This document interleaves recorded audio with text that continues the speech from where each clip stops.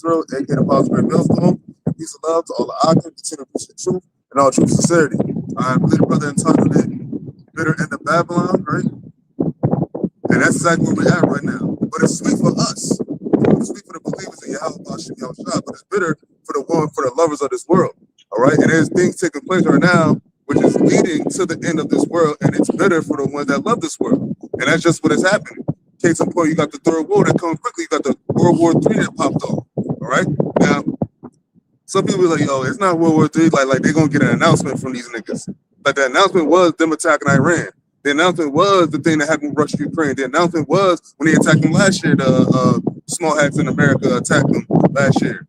The whole thing with the digital infrastructure, the digital financial infrastructure they putting in place. All right, the Michael Seed, most importantly. All right, because we know what comes next and we know how it ends. But the Lord told us. The Lord told us through the scriptures. All right, and now the scriptures are coming. They're jumping off the page on an alarming rate. To where you have what's 3 weeks now since they've been fighting with Iran? Is it just 2 weeks? So the 12 days. See, you know what I mean? And it was 12 days last year, so they about to surpass that. Yeah. So they was also with that. That's going to, and people think that's not going to affect them. The Iranians said that they're not going to open the Strait of Hormuz till the war ends. But we, through the prophecy, through the spirit of YAHAWASHI, know that the war is going to end when YAHAWASHI comes back. All right? So, are they just sending the links there? Oh, they actually sent them already? Oh, what are sending them? Yep. What is it, 5,000 or 25,000? I think it's 5,000. I heard 5,000. I know it's some thousands. That's right after the guy said. We're waiting for them. Oh, and there's another one that said, I took a screenshot of it. Because actually, matter of fact, can somebody get the rumors of war joint? Because there was it's escalating at alarming rates, and I think that's even what they said out of the Trump administration. The war is escalating a little more than they thought. Quicker. You know what I'm saying? Yeah, they said that they didn't expect Iran. They didn't expect Iran to have enough time before they got into the war. They didn't think Iran was going to have enough time to actually be able to close the Strait of Hormuz. So they basically underestimated Iran's ability to fight. So they went in and they didn't count the cost. Hey, remember the scripture said that the weak said that they were strong, that we said that we were strong. Now, back in the day, Iran was around, but like they heavy hitter right now as far as look what they fighting against. Right. Now they have other like people's helping them sort but like Russia, China, satellite. I was talking about the Hezbollah. Yeah, like that. So like it's like remember we talked about before once Iran joins them because they was fighting against Hezbollah them for the last couple of years, but now we talking like wait until Iran get in there, and now that Iran in there, look they say there's casualties, mass casualties. They about to send the ground troops. They about to send the Marines first. So I guess if they get in the Congress, it'll be more military branches like the Army, Air Force, and whatever. But the military, the ones that going first. So if they going in first, the other things have to follow.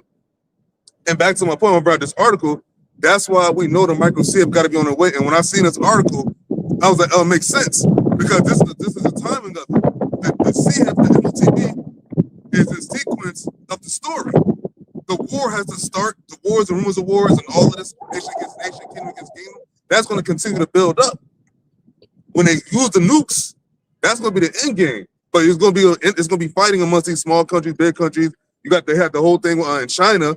There was they said it was like thousands of fish boats, but they weren't there to fish. And they were saying that the way they was set up, it was set up to where like they scoping something. Now, last few days ago, America took some stuff from South Korea and sent it to the Middle East to help the whole thing with Iran. So they keep doing that, and I heard they was asking Ukraine for some stuff.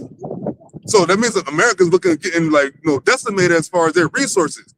You know what I'm saying? Yeah, they said that their resources, their mission is depleting at an alarming rate. Yeah. Hey, what did it say? Babylon the Great, the Lord said, I'm gonna destroy this place. So like, what have made Babylon great in the first place? It's military, it's financial shit, the dollar, that's depleting. The job market, that's depleting. Everything is depleting. Wine? Oh yeah, hell yeah. Nobody taking your bullshit. Yeah. Nobody taking your lies. Like everybody, if you watch these people talk, and you read the comments, the people are like, yo, what's the joint? I don't know if you can say it, but you know, the pet guys, the pets.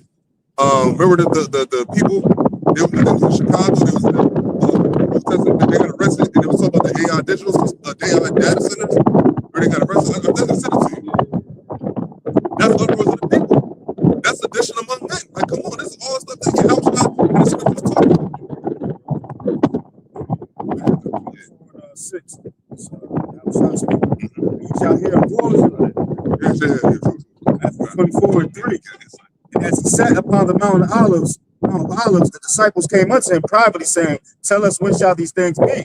And so they asked him, did he consider return? All right. Tell us, when shall these things be? What shall be the sign of thy coming and of the end of the world? The end of the world, the end of what world? Not the world that you think, not the whole planet. This world we in right now. This world we in right now. Esau's kingdom. This particular kingdom. This age. This is what is about to end. What's going to be the end of this? What's going to be the end of this? So they asking them the signs. The disciples asking them the signs of what. So what should we look for? What's going to be the sign of thy coming? End of the world. Oh, different.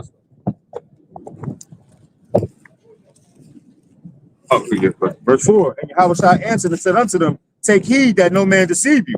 But many shall come in my name, saying, I am Hamashiach, and shall deceive many." Now you have a lot of Israelites that's not preaching the right thing. And they're deceiving people. You have Israelite groups that are not preaching prophecy. They're not preaching Yahawashi. They're preaching Jesus. They're preaching another God. But the Lord said what? The spirit of Yahawashi is the spirit of prophecy. And that's one thing that me personally, and I can speak for most brothers, all brothers here, is when we talk about the difference of Israelites, it's not so much of individuals. It's about doctrine.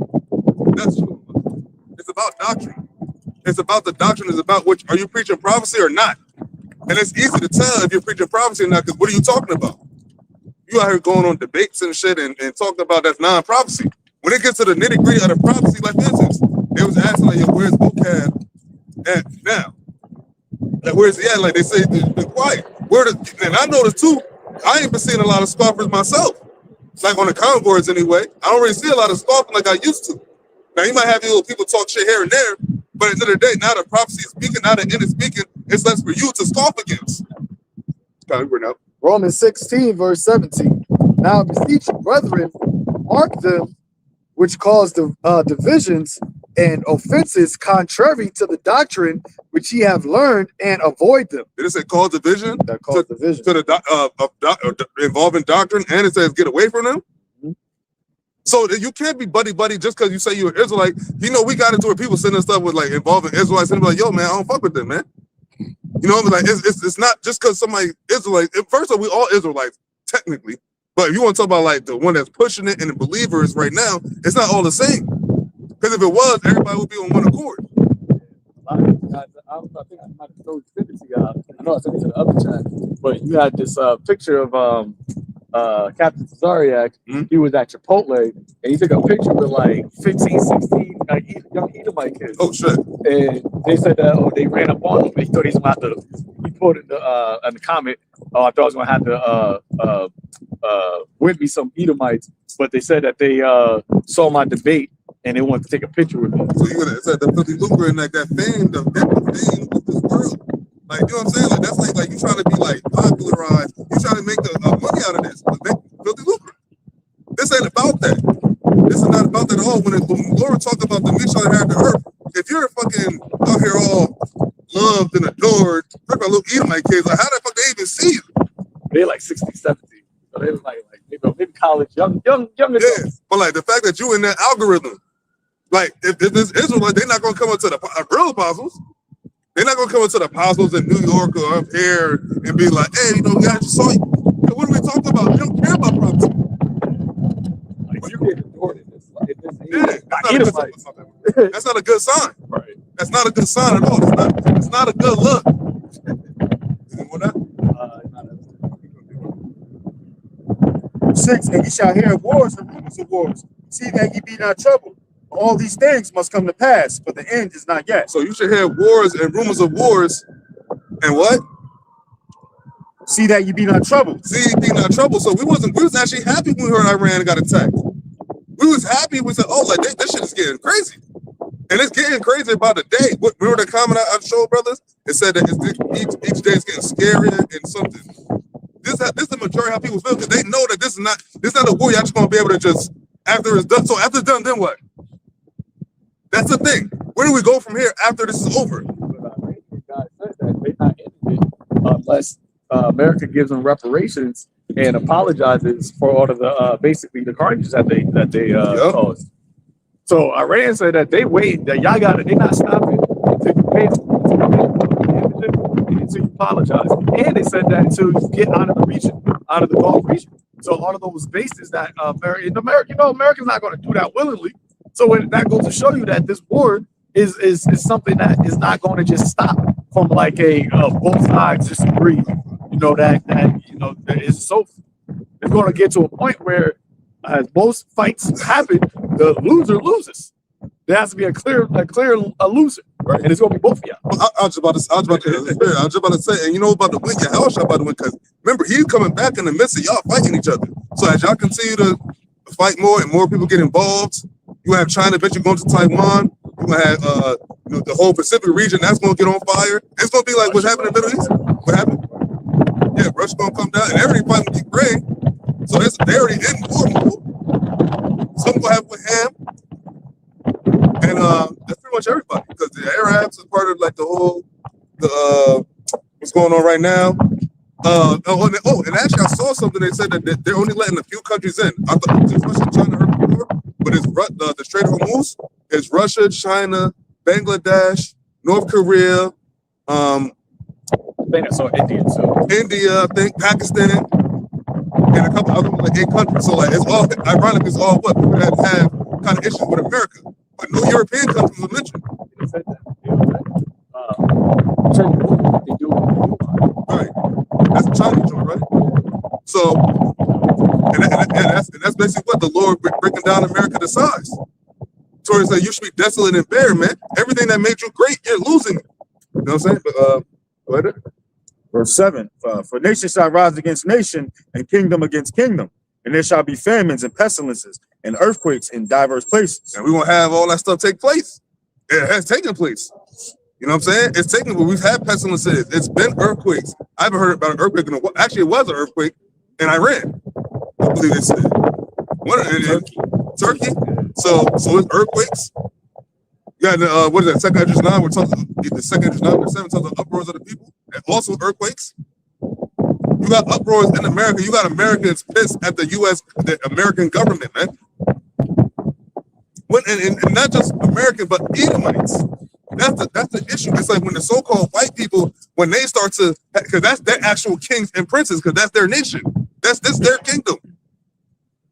And now they're mad because why? They're not liking the direction their country is going.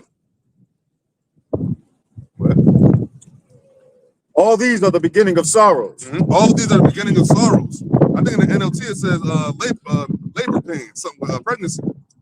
So you already know what time it is. Remember, this is just going to get worse by the day. Not just the war, but everything leading up to and the war intensifying. It's not going to stop. It may cool off. It may seem cool. You might not hear much about it because they're not really reporting on a lot of shit that's happening. They're saying this, they talk about, they lost 6 people. After they said that Iran decimated all the U.S. bases in the Middle East. They really don't have no base in the Middle East, and they'd have to go into the UK. And you can't just build another base in the midst of the fighting. And it seems like Iran is also like, we could do this all day. And they said, here's a screenshot. So with that, what YAHAWASHI said. So this is from the Twitter, X, formerly known as Twitter. It says IRGC responds to Trump's ground invasion proposal and begs him, and it begs is in all caps, begs him to send troops. We have been waiting for such a day for years and years. We are 100% ready. Come from our ammunition crates. We have made coffins. We will bury you in this very soil. That's all about to American military. Didn't they just say they're gonna send some U.S. Marines? right? Everybody can pull him in the coverage on that because that's war. We in the midst of the war. It started. You don't go back and they talk about it's so bad to where they got U.S. military over there. They're sabotaging shit to where they don't want to fight. Mess up the toilets, and there was something else that happened. It says Iranian military official and U.S. Marines. Roman legions have been slain on our soil. American Marines may come, but we are the ones who decides how they will leave. And you know how that means? That means you're gonna leave in a body bag. He just said he got coffins. Now, granted, Iranians are dying too. That's the price of war. But at the end of the day, America being the big bad Babylon the Great, they out here said with no fear to y'all. They said, what they said? He said, oh no, we're waiting for them. We're waiting.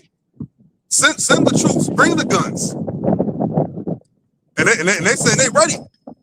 And that's exactly how I'm talking about wars and rumors of wars. Nation against nation, kingdom against kingdom. That's Elam against Esau. Ishmael in the mix too, I think. Because I know Saudi Arabia's in the mix with the wasn't there a base there too? So we in World War III. You want to say something? Yeah, I was going to say something. I don't know if y'all know. Allegedly, they saying BB is dead, whatever. But I don't know how true that is. I know they said they confirmed his brother being dead. Now they saying that, you know, they doing some AI bullshit with him and acting like he's speaking, he's on the podium, whatever, but he's not. He's actually seats, whatever. But this is what Iran is. Because they saying that I think they hit by somewhere we stand, like where he was alleged to be. But you know, at the end of the day, if he is or not, the show gonna go on, the prophecy gonna go on. He's just a man, an old crusty Edomite man. He's still a puppet himself. It's the elites that we waiting to get for YAHAWASHI to get. We waiting for that. The CBers, the Central Banking families. That's what the Lord got sold.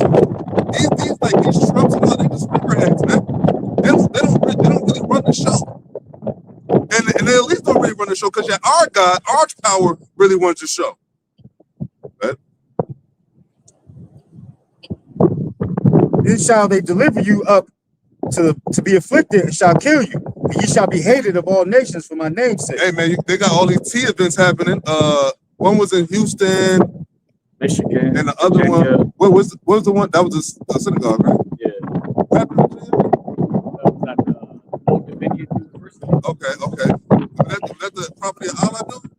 No, that was in Houston. That was just okay. Yeah, so like that was Austin. Sorry, Austin. So Texas. So like you got all this stuff happening. This all grounds for them to like, all right, start gathering people up that's on some like hate speech. You know what I'm saying? You speaking against us? You're this, you're that. Oh no, they toss them in jail. And we're only preaching out the very Bible that y'all just said. You said, didn't P. Hexler at his own mouth say that Trump was anointed to bring on the war of Armageddon, to bring the Messiah? Psalm 144. Yeah, the hands of war. Yep. Well, but I thought he's the president of peace. If you're in his administration, that means y'all on the same page. And Pete Hexler was the guy that called all them generals last year for that meeting to be like, yo, all that woke shit, all that tea shit, all that shit, yo, prepare for war. And what did the scriptures say? Prepare for war, ye Gentiles. Proclaim ye this among the Gentiles, prepare war. So that proclamation's been going out. The Lord had his prophets been tell you he was about to go to war with Iran, with Russia, with China. Let's go. YAHAWASHI said it. Y'all all gonna go to war, and then he gonna come and smash you.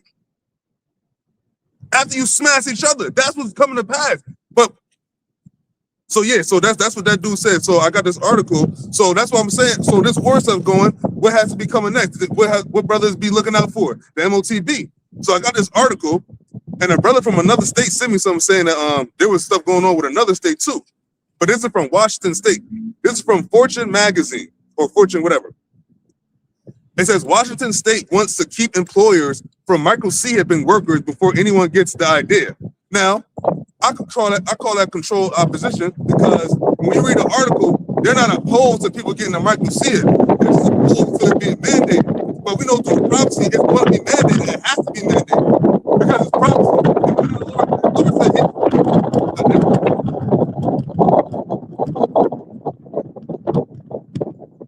The Lord said he have it happen. It's going to happen. So this is from March 10th. It says it may not be a problem just yet, but this Washington State lawmaker is making sure your boss can't make you get a micro SIP unless, of course, you want to. You see that? You see that? Unless, of course, you want to. So if you want to get it, they're not opposed. But they didn't say, oh, we're not going to afford you. But they said the same thing about the V. Though the V was like, oh, yeah, if you feel sick, you want to get that, you go get it. But it's not mandatory. What happened a couple weeks later? Man, you got to wear a mask and you got to get this V. Oh, you can't come up in here unless you vaccinated. And that's how they make it to where it's not technically but it's coerced. Because they're not consistent. Like, oh, you got to do. But they just want to make it extremely hard for you to live. That's why it says that should not worship the beast, shall be killed. That word killed needs to be separate. Right. So they separate you from society, and that's why a lot of people end up getting the jab. Yep. Nobody like physically forced them to, but through their actions, the things that they took away, people felt like they had no other choice. Yeah. It was like they called it. I need a job, right? So this is a lawmaker talking about your employer. So that's your job. So it also says, after reading about how Wisconsin became the first state in the country to pass a similar law in 2006. Now, what also happened in Wisconsin? What else happened in Wisconsin? 2017, I believe that's Wisconsin, where that one company had people get micro SIP for, like, I don't want to say experiment, but they was like, yo, if you want to, like, we have this thing going on, it's going to help open doors, literally open doors, like money and like your records and shit. Basically, bringing it in cutely, and people got it. That was 2017, but they said the law passed in 2006, and it says Washington, I guess it's Republican Breonna Thomas introduced a bill last month to prevent any future employer from requiring its workers to get SIP for the job. Now, make it seem like, oh, she's so against it. But is she really? Are they really against it? And aren't they not told to say these things? Aren't they not controlled by the higher up puppeteers? It says, I actually read an article about the Arkansas's bill and the idea of bodily autonomy being something that we're encompassing in law kind of stuck with me, Thomas told Fortune. We see in a bunch of different avenues like gender affirming care, reproductive justice, but technology just is the next new battlefield for losing charge of what goes on inside of you. What goes on inside. So what they trying to put inside you? Trying to put his mark. They're trying to put his they're trying to put his that mark in you. It says losing charge with society. It says now 2 decades after the bill passed, Thomas' bill would make Washington the 14th state in a country to implement a similar ban. Now that means in 14 states the issue of having a micro SIP is out there. It's out there. It's not propaganda. It's out here. People already have the SIP. That's what people did. There's already people that have the SIP that use it to buy and sell. But we went and say he caused it all, so you can't do nothing unless you have this. And that's what's getting close. And that's why the Lord got this war started. Because it ain't gonna be much longer after they implement that. They're already in high gear with this war shit. They talk about possibly 500 some, 600 some American military already dead. 4 military bases in the Middle East. No more bases in the Middle East. At least not on document. Allies coming against each other. This is all the stuff the Lord says is going to be happening. This ain't going to get better for America. This ain't going to get better for America. It's going to get worse and worse and worse. Now they talk and now they talk about I think what company was it? It was job layoffs. I think it was company. What was it? Yeah, Meta. It was Zuckerberg. Meta. Oh, and something involved in the technology, like something with technology and shit. So what's up? Is it sinking in yet? All right. And it says the bill was. I was waiting for a signature. It says, I understand the underlying policy might sound a little bit like science fiction, but we all learned in this chamber that science moves fast. She said the bill's preamble underscores the philosophy stating employers should compete for talent through wages, benefits, and work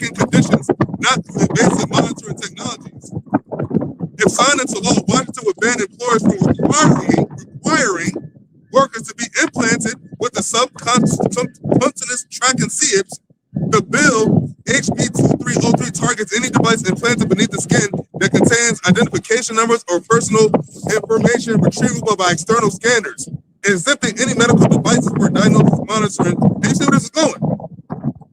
Oh, we're saying we don't hold you getting to see it, but you're saying they're basically saying that the jobs can't mandate it to, but they definitely can, and they will. We at the time where the chips got to be coming soon. How is it not coming soon when these niggas ain't about to nuke each other? You think we just gonna be here another 20 years and Americans bombing each other? No. Soon enough they're gonna get them big toys, and more people are gonna be unalived in the military. The Isaiah the 34th chapter, slaughter amongst the armies. What? You think we're just gonna be here and it's just living life in America like everything is peachy? When people are losing their jobs left and right? Come on, man. Look at what's really going on. Shit is not good. You got Edomites that's furious about what's going on.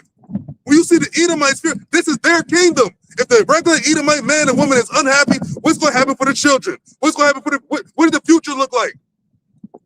It's bad. It's dark. You got a good point. About why they trying to ban something that's not in place yet, and it's like if they came out and put a legislation that said they're banning cows with money, you go look at it like that's retarded because cows don't fly, right? So why would you put out a legislation like that?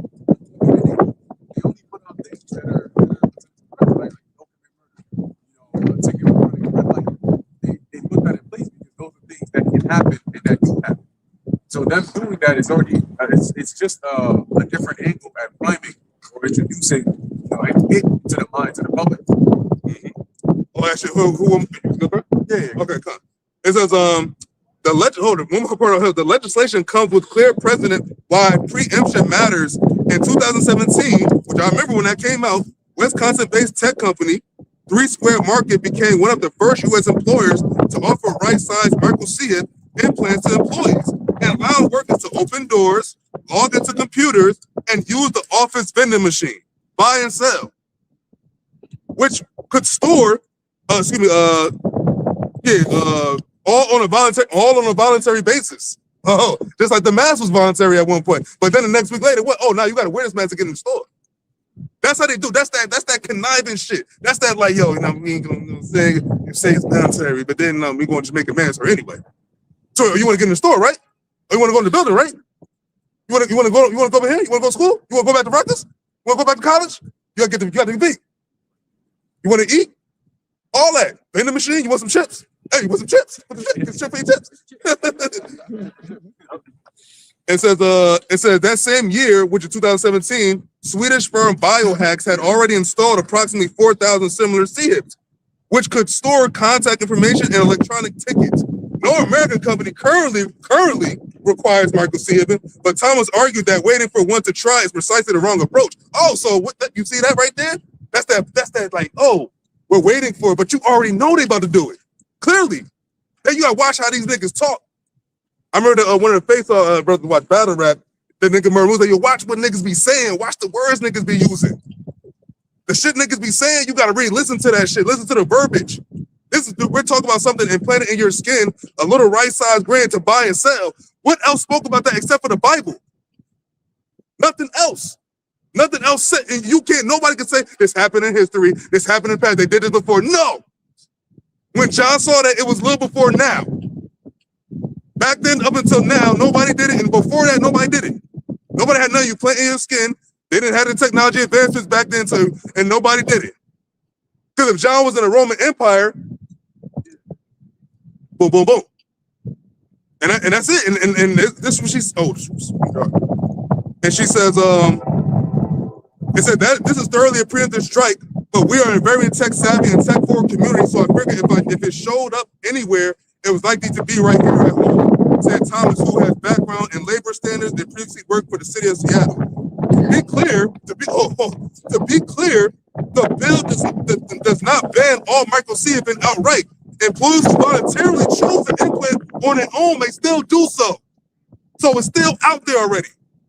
They threw the hook, but it's like, yo, I mean, you ain't got to, but if you voluntarily want to do it, don't get twisted though. Soon enough, you have to be able to buy and sell with it. That's what the scripture said. And that's why it's called an hour of temptation. Because because you go into the word tempting. When you see a chick, you know, that guy got a fat ass, it's not, and she may have a man, it's not as if you gotta, you know, hit it. You know, the money's forcing you to hit it. But if she out there with a fat ass and shit showing, she walking the skirt, every time she move, her shit just goes up. It's tempting you. You look at it, you tempted to, what they call tempted to touch. That's you know, that's what the thing is. So what happened? Exactly. So that's why it's called the hour of temptation, because as a brother was going into, you're not going to be physically forced to do it, but the way that they're setting up society is going to be where you're going to be tempted, because you won't be able to buy or sell, right? Commercializing, you know, which everybody's into. The whole society is just all based off of buying and selling. You can't do nothing in this world, especially in Babylon, if you're not buying. There's nothing. You can't grow your own food. Even if you try to grow, you got to go buy the seeds. So everything is and the thing about the whole situation with how to usher that in is easy as a Black Swan event. They've already did the simulations on the banks going down. They've already, you know, set it in motion to where they're saying Iran, you know, could potentially target a U.S. banks in a cyber attack. So if they collapse the system and then they bring it back to where you gotta, you know, be digitally ID'd in order to be able to be integrated into the system, then what are people going to do? They're going to definitely do it, because here in America, people they don't have the mindset of being resilient in the sense of, you know, getting it, you know, hand, you know, scratching their tooth and nail type shit. People are used to having things just given to them, conveniently given to them. And then they also are used to just following what the government says. Now, of course, we're seeing that we're living in a society where a lot of people are going against the government, right? And it is a lot of, you know, backlash with that. But if you get to a point where people are desperate, they're going to easily do that, because as it says in Isaiah 47, they care dwellously. I mean, so like they dwell carelessly. So they have a false sense of security. So you take that security away from them, right? Like a thief, you take away them being able to dwell carelessly, right? Quickly. What you gonna have them in a state of confusion, state of shock, state of panic? And when people panic, they end up doing really the wrong thing, right? Especially when you're seeing celebrities promoted, you're seeing the government. Why do you think there was such a whole? I remember when the CV came out, that's the only thing that was on the news. It was always just take this, take that. You had Obama came through, took it. Biden came through, he took it. You had celebrities talk about it. Yeah, it set up actual in New York City. They were setting up little speeches, podiums, where they definitely had a nigga woman out there. Never forget that. I don't care what's in it. I don't care what it. I'm just gonna put out my arm and I'm gonna take it. And you should too. Right. They would put it in the churches. Everywhere you go, they had it in the CVS. They was giving it out for free. They had a nigga with a Happy Meal. I take this. I get a free burger. Stupid. You want some? You take it with the weed? They was giving out weed. Yeah, they was doing everything, man. And that was all a psyop, man. It was the free donuts. Yep, that was all a psyop. So how much magic more? They was like, yo, now in order to you get groceries, they go. I'm walking to the store. I got my. Everybody else will be outside hungry. All you gotta do is it's just the size of a grain of rice. Rice for a rice. And when you think about it, when you think about the Edomites and these so-called white people and their disdain for what's going on, they're not talking about America being destroyed. They're not talking about the actual like money is the issue of money is always going to be something that's an issue, but they're not saying they want to not be a part of the system. They just want the system to be tweaked back to where it benefits them. What's happening right now is not benefiting the American citizens through the American government actions. So now what's happening is Americans know they're in a full-fledged war with Iran, and they know that's not really a good look. Because, like, what's my man's name, McGregor? He said, like, yo, America is not equipped to fight Iran. And he said, when they do send people there, and when they do send people there, that's when it's going to be a real bloodbath. That's why the Iranian dude, that Persian, said, like, no, we're waiting for them.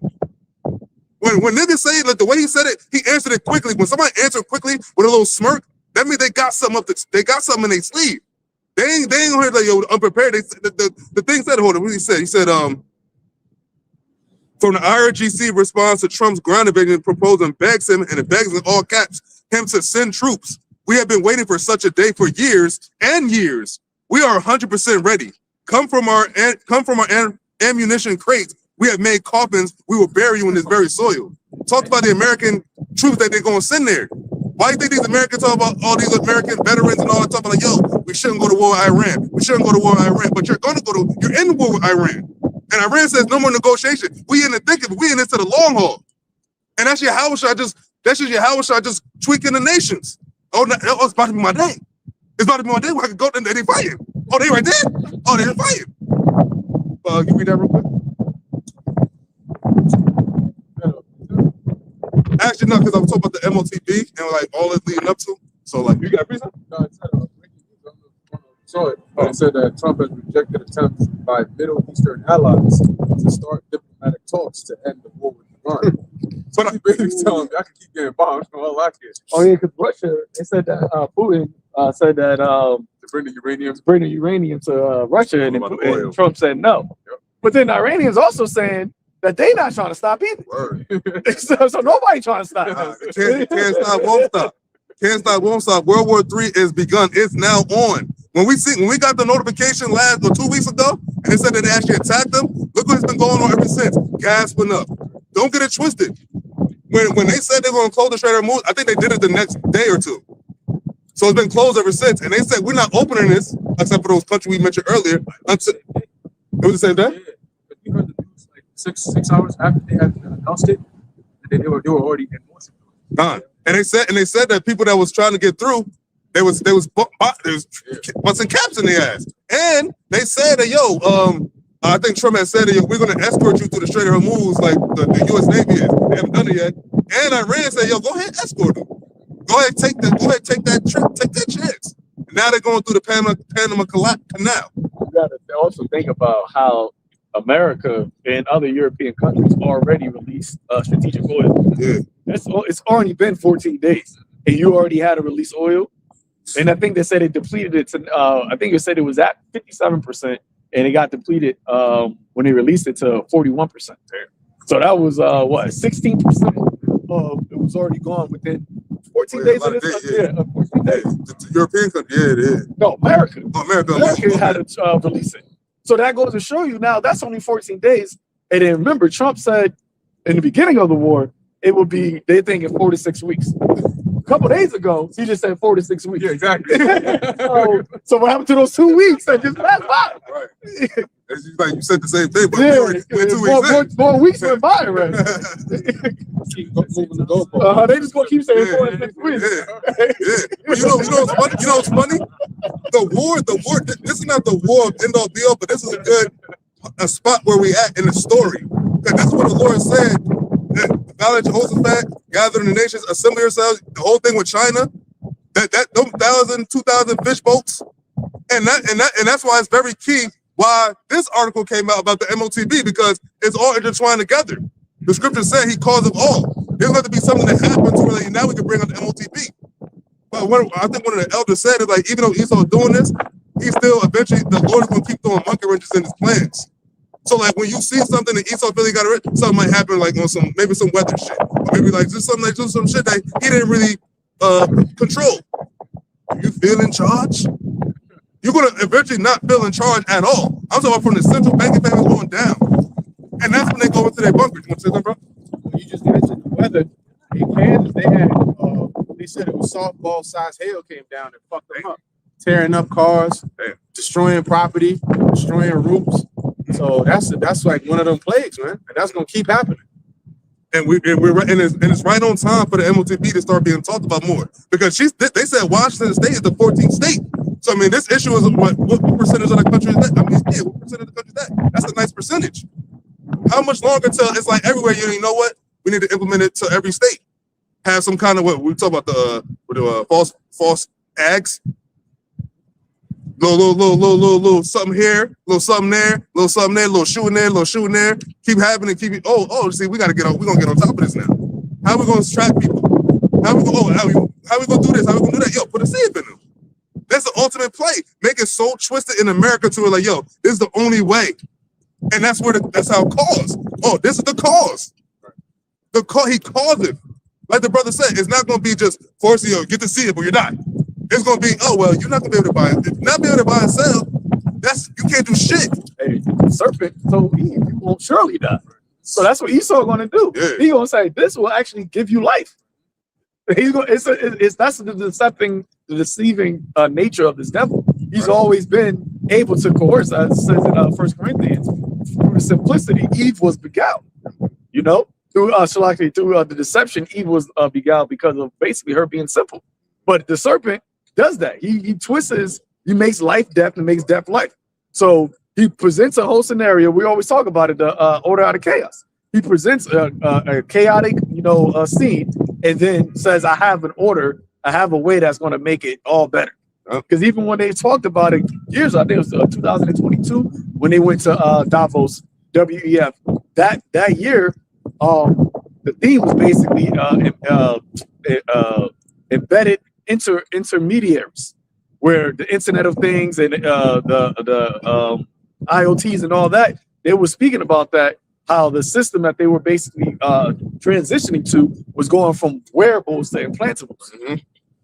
And that just went over everybody's head. But it was that was in all of the banks, the CEO of the banks was there, the masters of these various industries was all there. And Klaus Schwab said, hey, we are the stakeholders of the world. The people in this arena, whatever, we could control how the future is going to look. Right. And what are they talking? They're talking about implantable devices. Yep. So check this out. So she say, so to be clear, that the bill does not ban all microchip and outright. Employees who voluntarily choose an implant on their own may still do so. Just how employees in Wisconsin were able to volunteer to get CHIP despite the law in effect banning any workplace from requiring it. So people still got it, even though it wasn't required. But people still got it because why? They got that convenience. They got the sales pitch of convenience. You want to lose your ID thing to get access to the building. Make life simpler. All right. And it says it's going to be like an insurance, like a job's insurance. You don't have to get your insurance at your job, but then you get penalized for not having insurance. Yep. So it said Thomas drew a deliberate line between personal choice and employer-driven use. She says, I get the practicality of moving through work and making it more efficient, opening doors, using copiers, vending machines. She said, I just wanted to protect what happens inside people's bodies as it pertains to their workplace. Now, if you're interested in turning yourself into 6 of 9, go for it. But that should be something you do on your own time. She said, making a playful reference to the Star Trek cyber character 7 of 9. I remember the D69 Star Trek. So all that shit. So it says she also flagged surveillance concerns that stretch far beyond the office. I had concerns about what that sort of access to information could mean as you move through your daily life, where you grocery shop, where you go to church, how long you're at your best friend's house on a Friday night. None of that should be information that your employer has access to. But what did old boy just say? Ellison? He said, yeah, we'll be able to, people will be more on their best behavior when they know they're being watched. So they're going to do, they have this prophecy. Prophecy must come to pass. And they're going to implement it to where like, yo, if you don't get this, you won't be able to move in this society, no matter how shitty it is. It's still a part of the movie. It's still part of the story. The Lord said, I declared the end from the beginning. They already saw this. John saw this. He calls it all. Everybody's going to get it, just like everybody to get the V. It's the same play, but this play is going to be whether you live or die, because that was a test. You could have got the V, but you can still receive salvation, but no brother in the truth got that shit. But should have got it. Sincere brothers. And that's the way the cookie crumbles. So as this goes on, more the technology comes about, the war is going to get worse. The war is going to get worse and worse and worse. American soil is going to get worse. More sedition among men, more uproars of the people, more earthquakes, more prophecy coming to pass. In fact, somebody get that joint, the sedition among men, because the whole thing with the white, so-called white-blooded Americans tight about the government, that's not a good look for a kingdom. If it's sedition among men, they say that's the that word is like it's upwards and like disdain towards the government, like they're unhappy. See, if you really have knowledge of the Lord and the truth, you should be happy. The Lord said, rejoice when you see these things. Know that the kingdom is nigh. It is nigh. Why did the Lord put the double emphasis on this nigh? It is nigh. It's there than ye believed. But anybody got it? You got it, brother? Yeah, second Ezra 15-16. For there shall be sedition amongst men and invading one another. They shall not regard their kings nor princes. And that's what's happening now, man. And it's beautiful. It's actually beautiful to see because, like, yo, we're actually seeing it. Get the notification, see this, and you see that, and then you see what Iran bombing the hell out of Israel and the American bases. And they say, yo, we're not going to stop until they stop. But they want the oil from Iran, and Iran saying you can't get this oil. And we're gonna, and our nuclear program is non-negotiable. They said that months ago. And now they say no, it's no more negotiation. You attacked us twice. And they said if you attack us this time, we will not hold back nothing. And then clearly they hold them tight on that word. And in the meanwhile, you have the civil unrest. The scriptures say, and when it talks about when the Lord said what Satan's house divided, in the NLT it says a kingdom divided by civil war. Civil war is taking place in America, and you have Esau against Esau, Egyptian against Egyptian. But go ahead, bro. And the course of their action shall stand in their power. And it's gonna get crazy. You're gonna start seeing like what happened with Nancy Pelosi's husband, how old boy clocked him over the head with a hammer. I don't know why he was in his drawers. Yeah, hammerhead. That shit was all set up. Yeah, but I'm just saying, just for the optics. You're gonna start seeing more stuff, and it's gonna seem less and less set up. Because why? People are actually getting furious. That's why you have why do you think they talk about these billionaires and these motherfuckers talk about going into bunkers more? More bunker talk. Hey, all of the I think Trump administration, they all moved into military bases. They moved from their cribs. That was months ago. Yeah. That was months ago. I don't know, Pete Hexon was one of them, and there's a couple other people. She was one of them. And let's talk about old boy from the Secretary of Treasury, how Trump told him, yo, come here real quick, doc. And he went back, he looked all rattled and shit. It was blinking and shit. He was like, he's in good spirits. Trump, she's in good spirits, I totally trust my teenager. Yeah. Like, what teenager for? Like, what the fuck are you talking about? Huh? Like, what are you talking about? You look stupid. You look stupid, and the Lord is exposing Esau to a T, man. He said I should make Esau desolate and bare. You've been exposed. Now everybody knows the shitbag you are, man. And you can't unreveal it. Once you see the cat, once you see the kitty, you saw it. I seen him, huh? I can't unsee it unless you got that shit from Men in Black. But go ahead. Scott Besson even showed that apprehension. It was because they're getting intel. They get intel that a lot of American troops, there's a lot of casualties, but the military don't want to dispose of that information because they know Americans gonna get pissed. All right, they were asking them, Hexeth and the other guy, I forget his name, but they were asking him like, "Oh, can you let us know about the casualties that's going on over there?" And Hexeth got quiet and he looked over to the other guy, and the other guy was like, I said, "Oh shit, that's a red flag right there," because they don't know what the hell is going on, and even if they do, they don't want to give that information to the American people because you're at war. Your people don't support the war, and they're trying for you to support it, right? It's all propaganda left and right, and Congress still hasn't approved of this. So it's still up in the air as to why is America over there, what is going on, and the whole world, even Americans, are saying, yo, what's up with all this, man? And it's affecting the economy. So you can tell people are getting pissed, man, like Alisha was saying, that you're going to see more and more events that may seem staged, but they'll play off for that because people's real emotions are showing, man. All right, the sedition and all that is all showing. You hungry, and they tell you that you about to go on a draft to a war that you are against 100%. Like, what happened to the American people? What happened to for the people, by the people, and so on and so forth? What happened to that? It's all gone, man. We told you that it was all gone. Now you about to find out. They had that guy who's in home, man. One of the senators, when they did that, it was because they only been given backdoor briefs on the whole war, and every time they have it, the one guy comes out as a senator, Rutherford Hall, something I forgot what his name is, Rosenthal or something like that. Something like a Hall, something, yeah. But he said, like, based off of what the president was saying, that the only way for them to try to get any of these objectives that they're talking about is they have to put boots on the ground, and they're not getting that approved by Congress. So then how are you going to get boots on the ground? Well, they're going to have to cause a reason to be able to get that to happen. And they said really the only way they can do that is if Iran attacks America on soil. So then next week comes out. Oh, they might have drones may hit California. And then you have all of these different sleeper cells. They talk about sleeper. And then Trump saying that we know where the Iranian sleeper cells are. We're watching them. What? How does that make sense? You know where they're at, but you're not going to do nothing about it. But what are they going to do? They're going to let it, so-called, let it happen. And then they're going to blame Biden. That's what they're going to do. They're going to blame Biden. Dude, that was a fall guy. Yeah, we said that. We said that while it was happening. That they said that's what Biden was doing was laying out the red carpet for Trump to come on there with all his actions, because it's like you were literally fighting the Texas as a governor about keeping your borders open while there were reports about the FBI talking about red lights or whatever everywhere, about red flags, about T's, and they caught somebody who said he was from Hezbollah coming to New York to make a bomb. Oh yeah, He's still out here talking about keep. He had an interview. Yeah, so we told you these things. I think there was a guy that said you're going to hear about my name very soon or something like that. Oh yeah.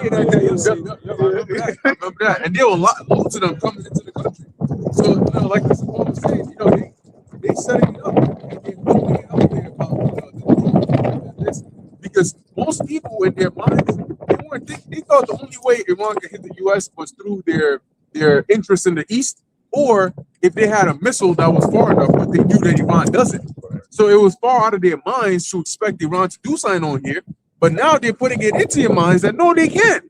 And then they threw the whole drone thing out, and people are like, well, how are they going to be able to control drones from that far away?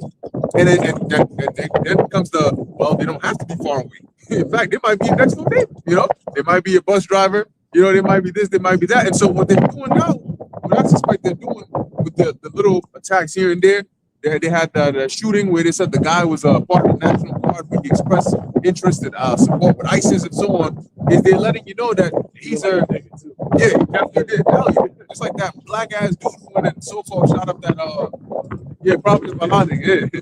So they're showing you that, hey, these people are real. They're here. This is what they look like. So don't be surprised if they come out with a coordinated, event and they start doing shit. And I've been saying that they know now, because whenever they do anything, everybody's on their case. Like, that's a false event. Prepare for a false event. But eventually it's going to get to the point where they're like, all right. You can know it's a false event, but it's still going to be so bad that the effects are going to be felt in a real sense. If they were to blow up cities, you can know it's a false event, but you're going to be really affected by it, and they still going to be able to achieve, whatever goal it is that they want, You don't have to. But just gotta keep it on. So I mean, that's pretty much the time that we're living in now. And hey, that's it's a beautiful thing. I was reading some headlines saying that Francis sent in 10 warships to that. You saw that? And Trump said that many nations are going to join in and basically collision to go and open up the Strait of Hormuz. Now, Brother Ayash was mentioning how Russia was making a lot of money. They're making a lot of money off of this. Yeah, they got their sanctions lifted. You know what I'm saying? And you think they're going to sit back and say, oh, yes, go on ahead and send your troops over there and open up that strait. That's not, Russia's going to sit back while you send allies up into that region. No. This is the gathering in of the nations. They're going to send the warships and get their ship blown up. Then they're going to send the troops, and all different kinds of troops. They're going to put boots on the ground, which is the trap that they set for themselves. Joel 3 verse 1. For behold, in those days and in that time, when I shall bring again the captivity of Judah and Jerusalem, I will also gather all nations and bring them down into the valley of Jehoshaphat, and will plead with them there for my people and for my heritage Israel, whom they have scattered among the nations and parted my land. Yep. And that word plead means to judge. Okay, so when the Lord says to bring again, the bringing again doesn't mean I'm taking you into captivity again. It means I'm bringing you out of captivity. So this is letting us know that we're close to being taken out of captivity, because he says it's in those days that he's going to then gather the nations over there. They're literally, what's happening right now? The world is speaking prophecy in modern language. That's exactly what they're doing. And I titled one of my other lessons about that, we're in the danger zone of prophecy. And that's exactly where we are right now. This thing ain't slowing down. What I shared about the news being described, yo, the news sounded like he was reading Joel, the 2nd chapter, and it blew my fucking mind. You know, like everything, every sentence he said, it's like another verse. You can have like 10 pieces, just go ahead, you know. And yeah, and that's the spirit, right? The spirit talks about how the truth will be what declared, and you have people who at first wouldn't think much of the truth or would come up against it. Now they're the ones that are prophesy. They're saying the same thing we're saying, you know. So that was difficult to tell who's actually who's wise. At first, they were so confident that they were wise people, right? That the people gave their life to the Lord, where the foolish ones, when they could have, you know, when they could have been in the world and received the lust of this world, they look at you like a fool, but you gave all that up. But now, they ain't got much of the same thing that you know, we're doing now, except they ain't going to get no reward for it. It's going to be, what's the word I'm looking for?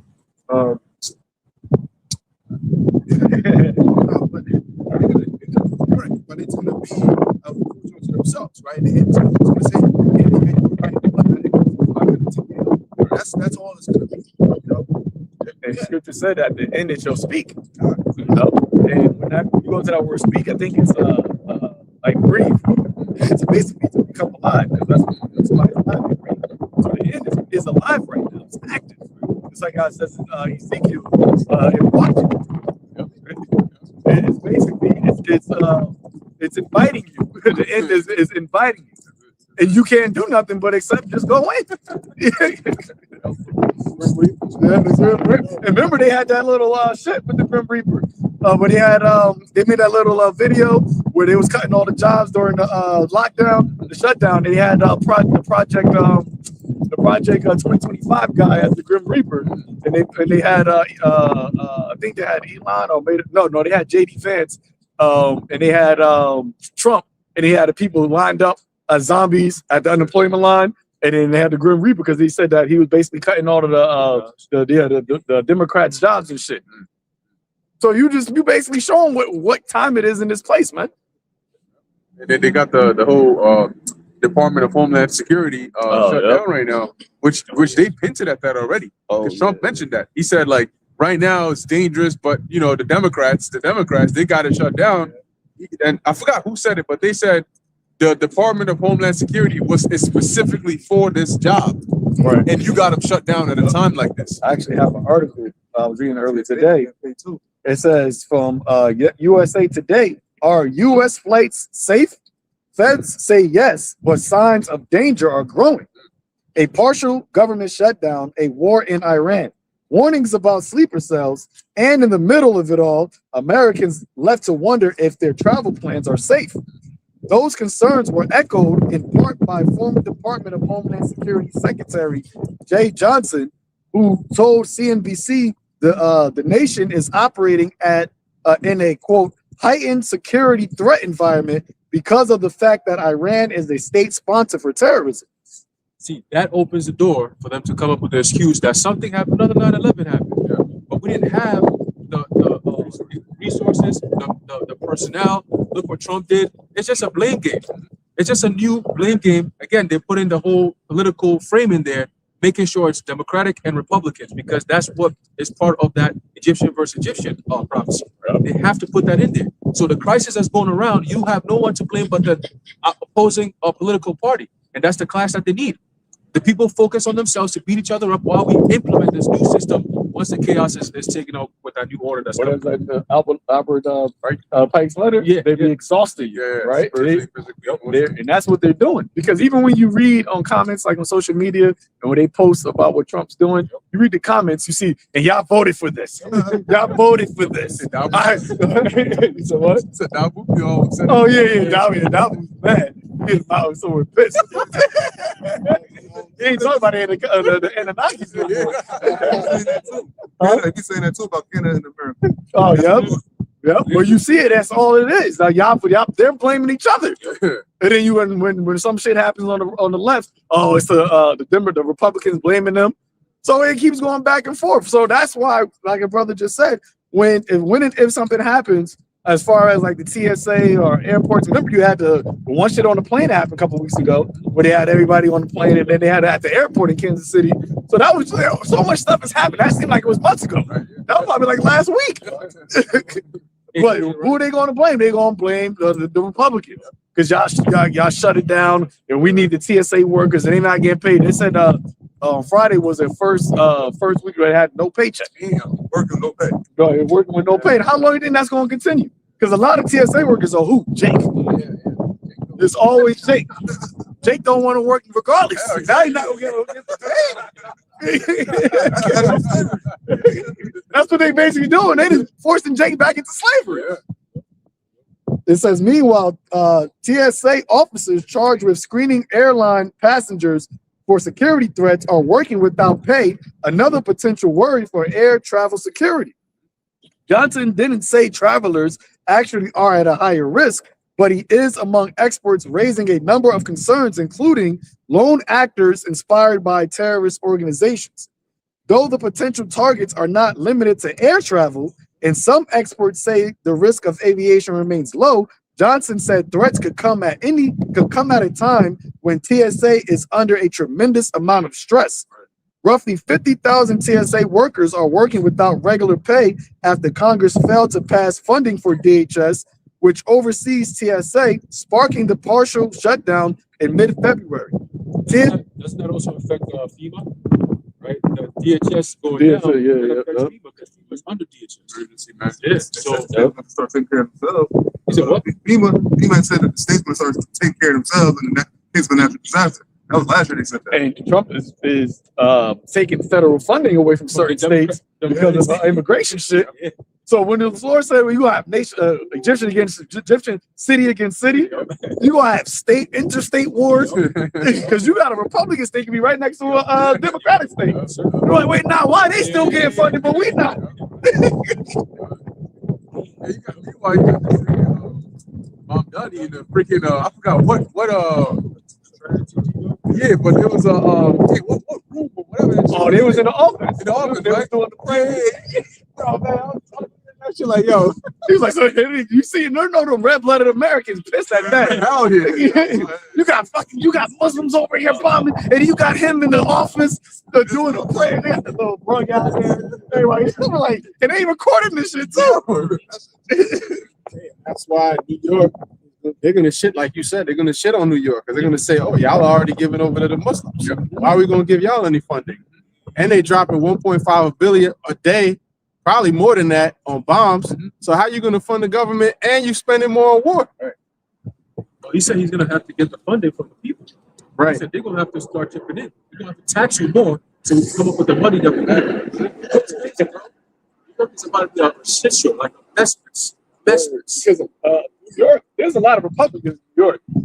They said that New York and New Jersey just got flipped during the past election. So you got, even within certain states, are different types of political beliefs. You go down certain parts of Jersey, you would think you're in a red state. Certain parts of New York, you would think you're in a red state. So when you get to a position where you got the whole political division and all that, and it's within your actual city, your actual state, that's why it says, oh, be Egyptian against Egyptians. Friends shall fight one another like enemies. Your little, hey, John, hey, how the Giants looking? It ain't gonna be that at that point, man. Hey, I had a friend yesterday. I was on the phone with him, and his coworker was asking him about the sports that's going on. I think it's the World Baseball Classic. Yeah. So he was asking. He's like, "Yo, you Dominican? Yo, your team doing good? How you feeling, man?" He's like, "Yo, bro, I ain't gonna lie to you, bro. There's so much going on in the world, bro. I got so much personal shit. I'm not even worried about sports right now, bro. I don't know why you even asking me this shit." He was getting mad. I'm like, "Yo, bro, it's like your coworker, like, yeah." He's like, "Yo, bro.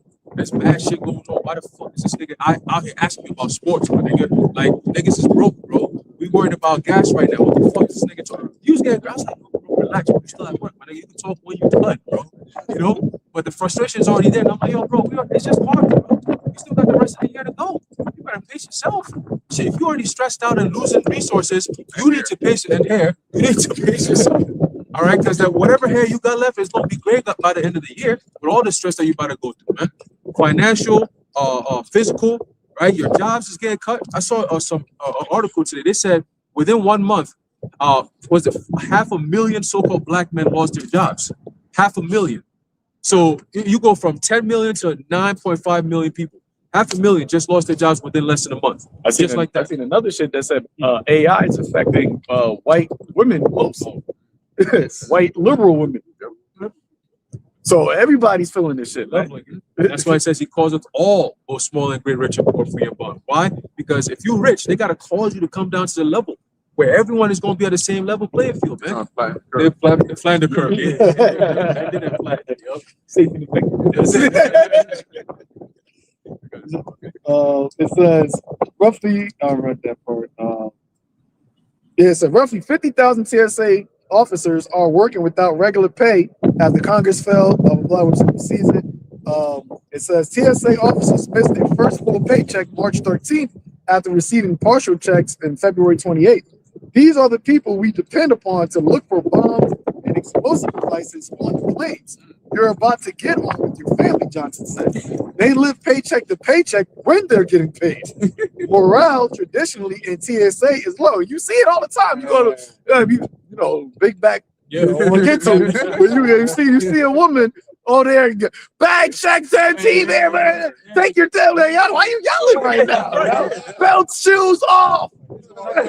Laptops off. Like, yo. You the enemy. Yeah, like, yo, man.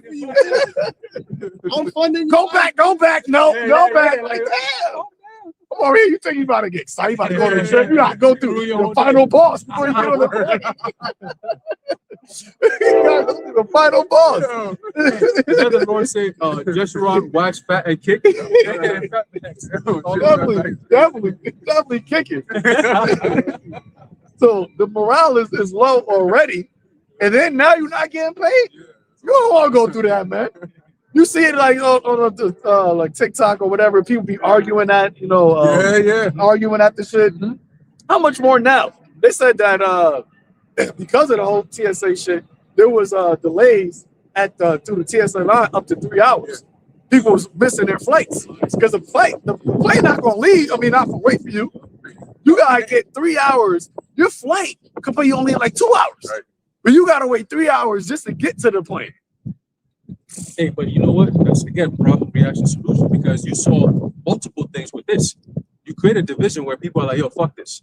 You also break down morale where people are gonna quit. Hey, this is not early 1900s where people just gonna come together, let's protest, let's go on a strike, and then the businesses get shook, and then all of a sudden, okay, let's have demands. No, they're going to shift right to AI and automation. Listen, as soon as you people say, okay, we're done, we're leaving, no more TSA, they're gonna replace the TSA with new TSA. It's just gonna be digital this time. Right? So point there you go. So it just need the reason to be justified to bring it out. Came out with that during the first shutdown, when they had the whole TSA shit, because they had problems during the first shutdown where they actually had to cancel flights. But then after that, they said that they were bringing in a newer system that was going to make everything faster, and they were going to implement it. Brothers probably look at the article in like all of the major airports, the big hubs, and I think they said JFK was one of them, Newark was one of them, LaGuardia, Atlanta, Texas. So they're going to already push this out. Trump said that a new state-of-the-art technology that we're going to put in for TSA.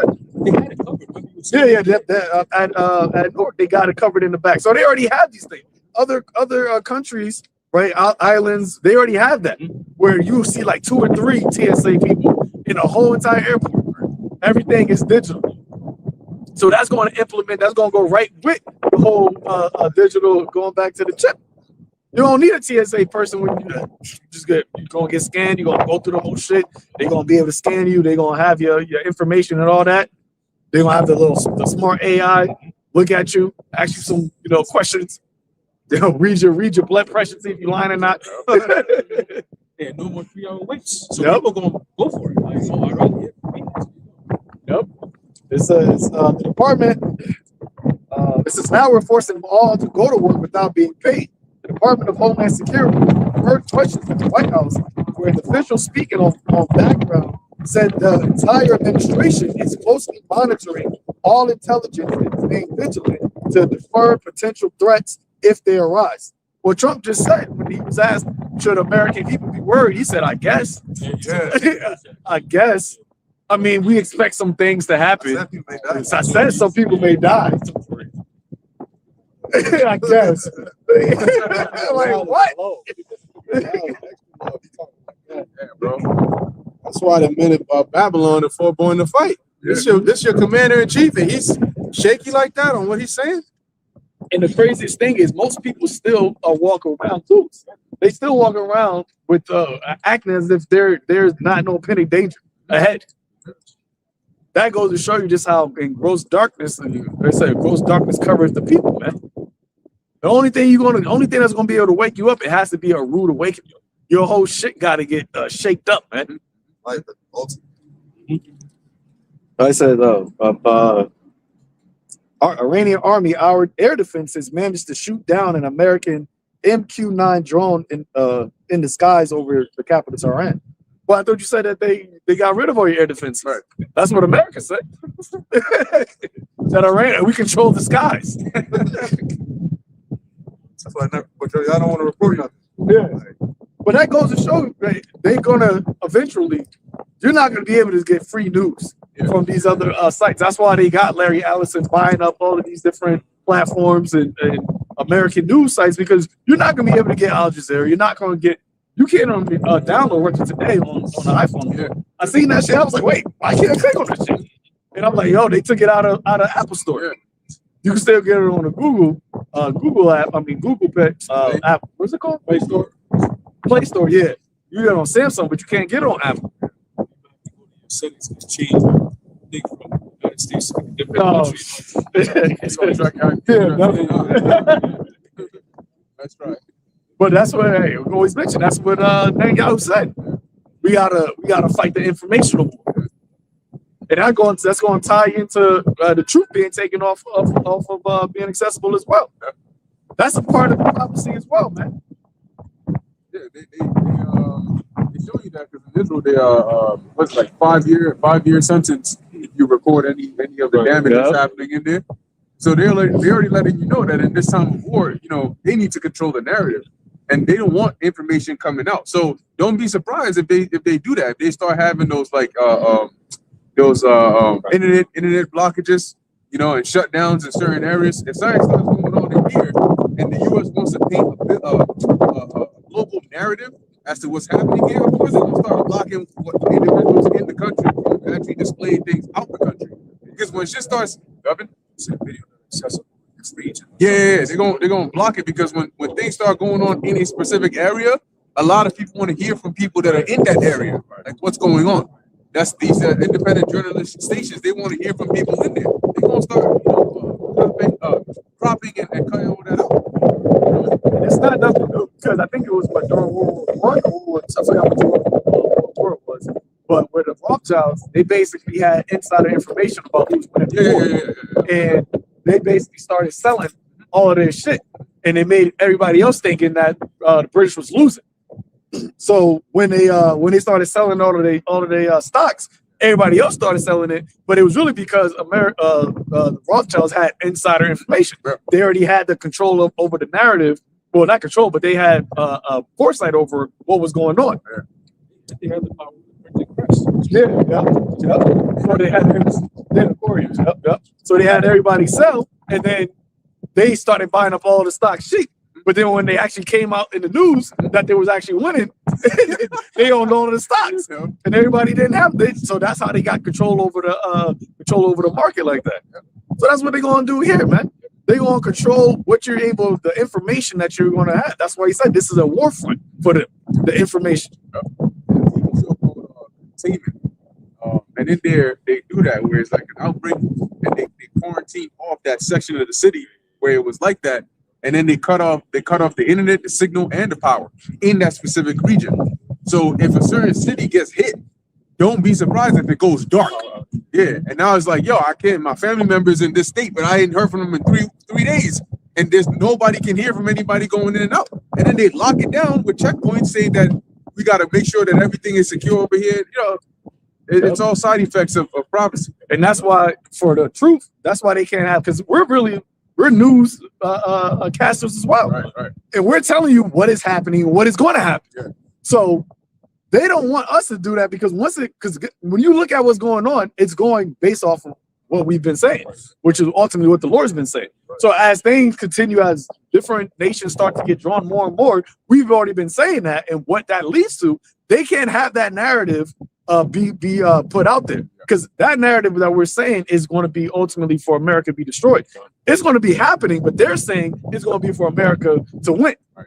So they can't have us be saying, well, no, that's not what it is. Because people are going to be listening and seeing that what they're actually saying isn't taking place. So they're like, no, we just got to get those people off and the people just listen to us. Because it's very interesting now they're talking about this war that they're fighting is going to bring in Armageddon, right?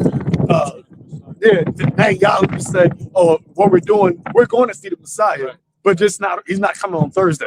So, but the question is, if you're talking about some Messiah, but y'all don't believe in who they believe in, Jesus, America, so who y'all bringing in? Yep. Right. What's about to happen on Thursday? Right. To the bigger question, what's about to happen on Thursday? They call it Christian Zionism. Yeah. Which doesn't make sense at all. But that's what they had the whole shit with the Turning Point USA and all that shit, man. It's a whole big sign right in front of your face. Yes. But they can't have what we're out saying be put out there as well, because that goes against their narrative. Hey, and we speak. Oh, sorry. No, I was gonna say, with that whole thing with Armageddon, it's kind of true what he's saying, but what did the Lord say? Woe to them that decided they the Lord. Or then it's you. You know what I'm saying? Nope. We got to preach. Yeah. Ecclesiastes 12:1. Remember now thy creator in the days of thy youth, while the evil days come not, nor the years draw nigh, when thou shalt say, I have no pleasure in them. So yeah, as you were saying, you know, as it stands right now, the word has gone out. It's on the internet right now. Y'all out there, the household of faith, you can access it, learn this truth. And if they cut it off right now, you should have been able to learn enough to get to that crown of life and to get that gift of faith. But if you wait until they cut it off and then you trying to seek it out, it's going to be too late. You see? So there's going to be many people, as it says, they're going to run to and fro seeking out the word of the Lord, because they already clinching down and putting a bottleneck on any information about what's going on. And like you said, they're trying to muddy the waters by speaking about Armageddon. That was very fishy how everybody start talking about Armageddon. This Moabite start popping up talking about the scriptures and end time breakdown. I'm like, who's this nigga? Yeah, he was getting down because he been watching us. He's real. He's a real dude. But the thing is, who has he been watching? He's definitely been watching us. And you can see by how he speaks. Oh yeah, but then he's still using that name Jesus and still throwing you off the trail. And he's not talking about who are the Edomites. He's not talking about who are the real Israelites. Oh, but Tucker Carlson talking about Amalek. Yeah, Tucker Carlson going harder than him. Because he's talking about, he was like Amalek, but then he was who are the real Israelites? And that's their thing, is like, the only one that's mentioning Amalek is Amalek.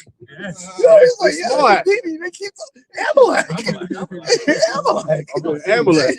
Tucker Carlson is fucked up because he went to the apostle. You're like, yo, it's Amalek's fault. Blaming on Amalek. It's like, bro, Amalek is you, nigga. You are Amalek. But you trying to point the finger at everybody else, but you fit the prophecies of the Lord having war against Amalek to all generations. And I have one more real quick. This is Psalms 140:1. There's a Psalm of David.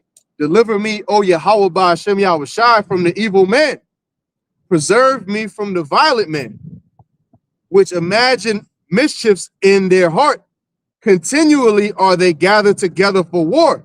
Hey, since you actually said that post that I read earlier, right, where it said that the Trump's Middle East allies were basically begging him that, yo, let's have some talks to end this war, and he rejected it. So who do you think those Middle East allies are? The ones getting bombed on his behalf. So eventually, what do you think they're gonna feel? But he also asked the European countries, to say even asked China, to bring warships in there. They're coming up to trade. Right. So, and then the Iranian president said, why are you asking the people to bring warships? Why are you not trying to find a way to end the war. Right. Exactly. That's that continuity. And that's what Ishmael gets, man, because you've been fucking around with Esau. You've been allied to Esau from ancient times. Because Ishmael and Esau were both rejected from the covenant.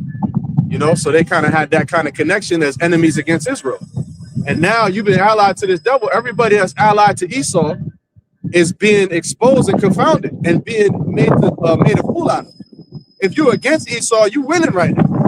Even though the Iranians getting their ass kicked, they're like, fuck it. You know, because Russia's backing them. And Trump is such an asshole and a demon. That's why it says there's no more wisdom in teaming. And this man, people say, oh, he's playing 5D chess. So the 5D chess is him putting more power into his enemy's hand, Russia.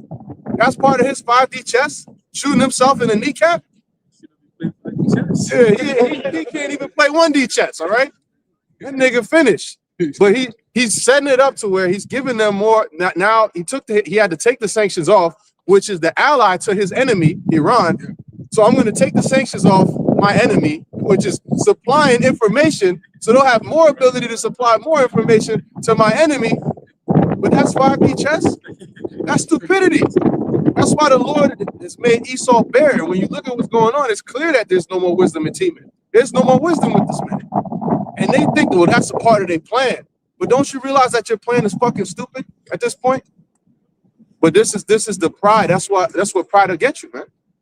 He built a nuclear. He built a missile, and then he gave a speech and said, "Now I have become death, the destroyer of worlds." That's a madman. Yep. That's a madman. So when they come up with tactics like that to self-destruct, that's literally what the scripture says in 2 Thessalonians, the son of perdition, meaning a son of destruction. Everything he does was the Planet of the Apes, the harbinger of death. Exactly. Drive him out. Player. He'll make a desert out of your home and his. Exactly. That's the bad theory. Mutually assured destruction. That's a madman for you, man. You can't reason with people like this. Let them not reproduce in large numbers. That's why after 1,000 years they're gonna be exterminated, because even after 1,000 years of getting beat down, they're still gonna be rebellious. Yeah, his face doesn't cover fill up the city. Exactly. You know, so that's what the Lord said He's going to do to these people, man. So all this shit that's going on is all prophesied, and at the end of it, America gets destroyed, Israel gets destroyed, and these Edomites become subjected, and the world becomes at peace, man. These other nations going to be in subjection, but they're not going to get it as bad as Esau, Edom. And because of all the things that's going on, Edom will bring them to justice. The Lord is the one who's going to bring them to justice. And when that day comes, shit. And that's why the scripture says, "This honor have all of his saints to bind their kings with chains." You know, because nobody still went to jail for this Epstein shit. Right. They just stepping down from their multi-million-dollar jobs, but they already got the multi-million. Right. You know, it's not like y'all poor now. Probably a lot of them probably just going into the underground cities and bunkers right now. That's what they're doing.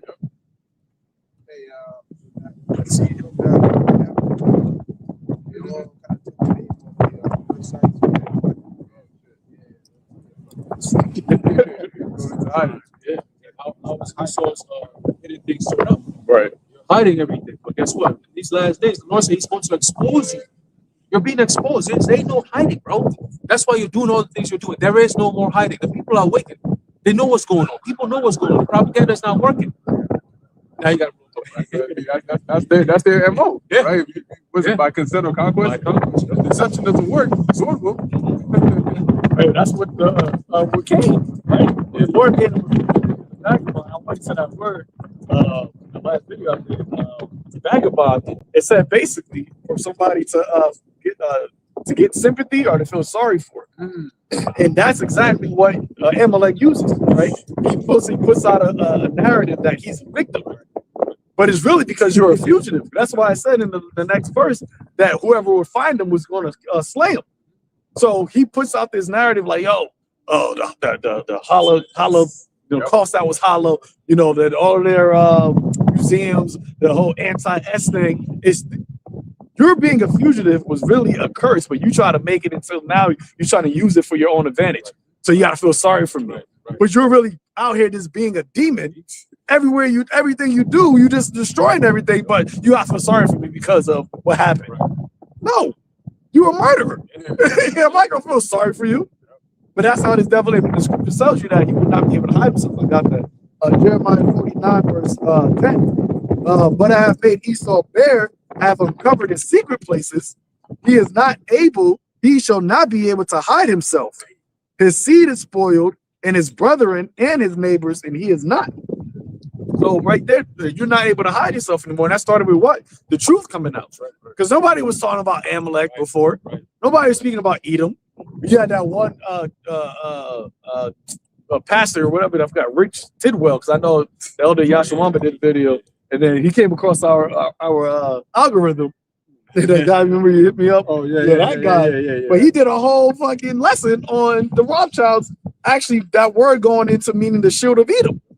But it's the Edomite doing this.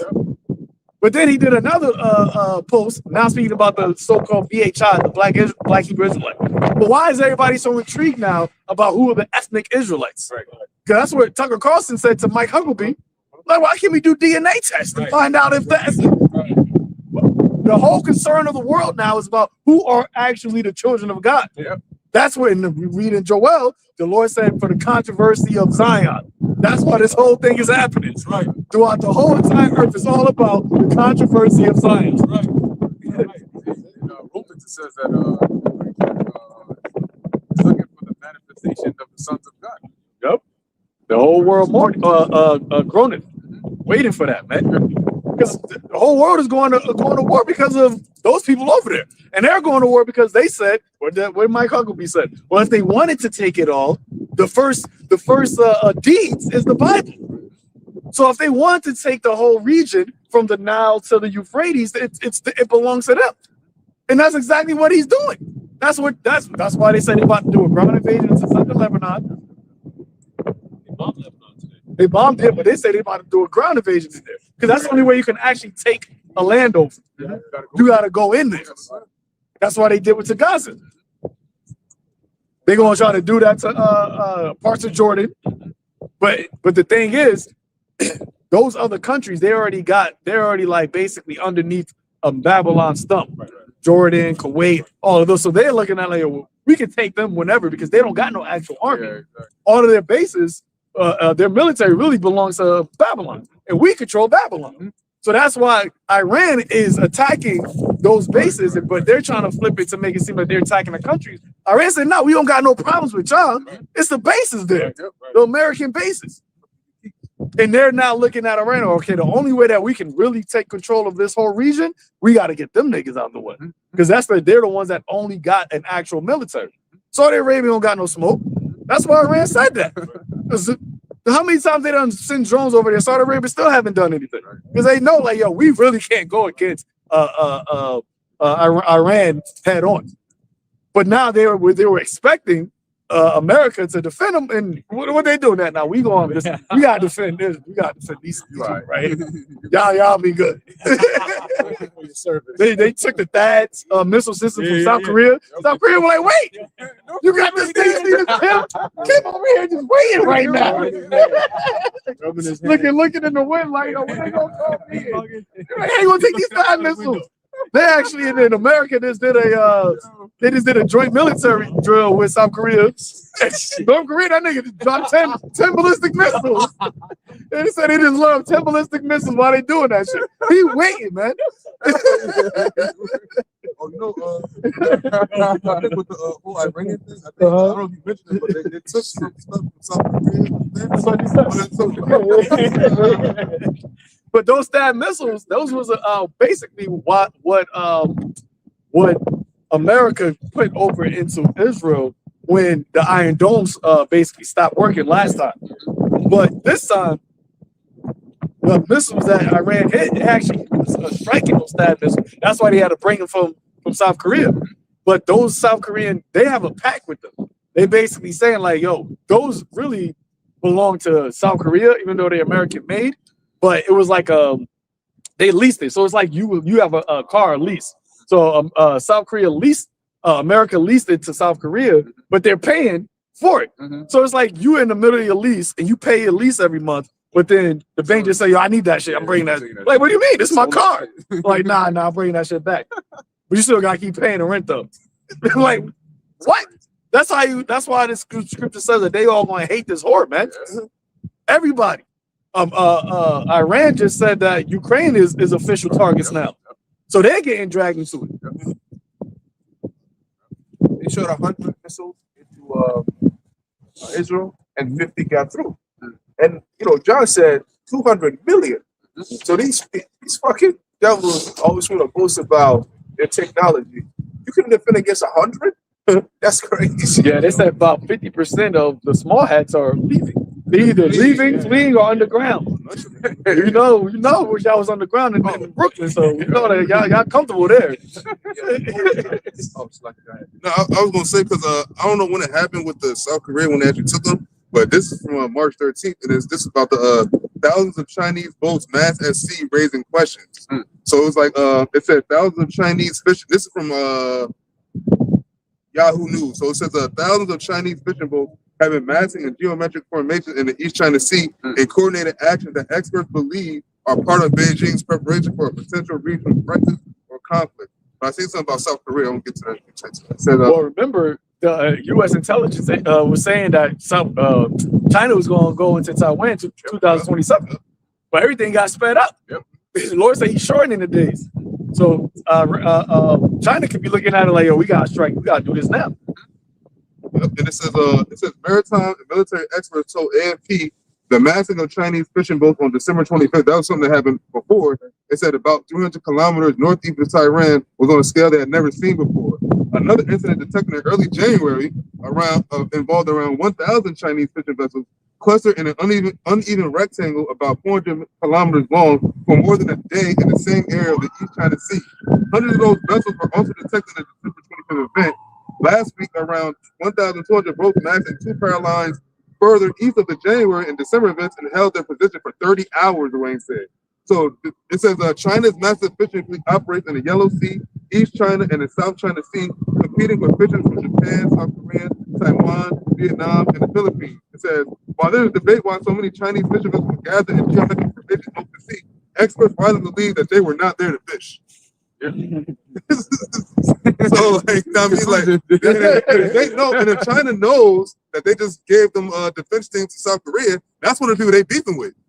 So they go up in Taiwan, South Korea. He's also y'all just lost a little bit. Y'all defense. That's how Rome also started to go down because they were fighting a multi-pronged war, and when they decided to go, that's what Iran was referencing when they said even the Roman Empire, the Roman legions couldn't take over Iran, which at the time they were the Parthian Empire.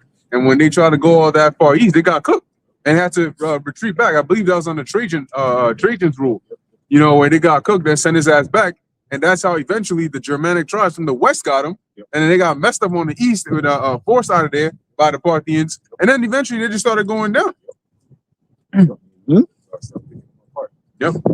Go back to Joel. It says, verse 3, and they have cast lots for my people and given a boy for an harlot and sold a girl for wine that they may drink. Yeah, and what had ye to do with me, O Tyre and Zidon, and all the coast of Palestine? Will ye render me a recompense? And if ye recompense me, swiftly and speedily will I return your recompense upon your head. Oh, I'm gonna get that in the GNT.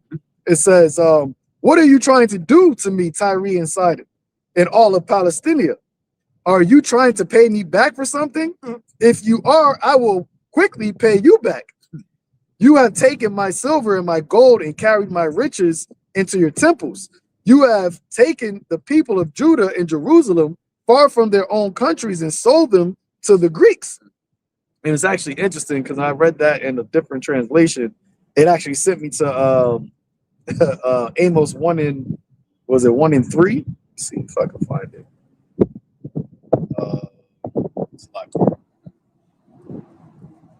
So like Amos 1 and 6.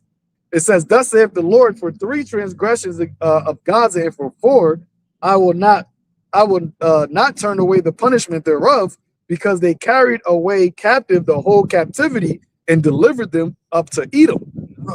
So I just found it interesting that it mentions Greeks here, and then it sends you to a precept that mentions Edom, because prophetically you had the Hamitic, some of the Hamitic tribes sold Israel to the Edomites. So, and the Lord said, what? He's going to recompense. He's going to pay them back. So that's why he's doing all this. Once again, going back to the controversy of Zion. The Lord in Ezekiel 38, he says, when all is said and done, the Lord is going to do all this that he might be sanctified, right? That he might be glorified because of the power of this destruction.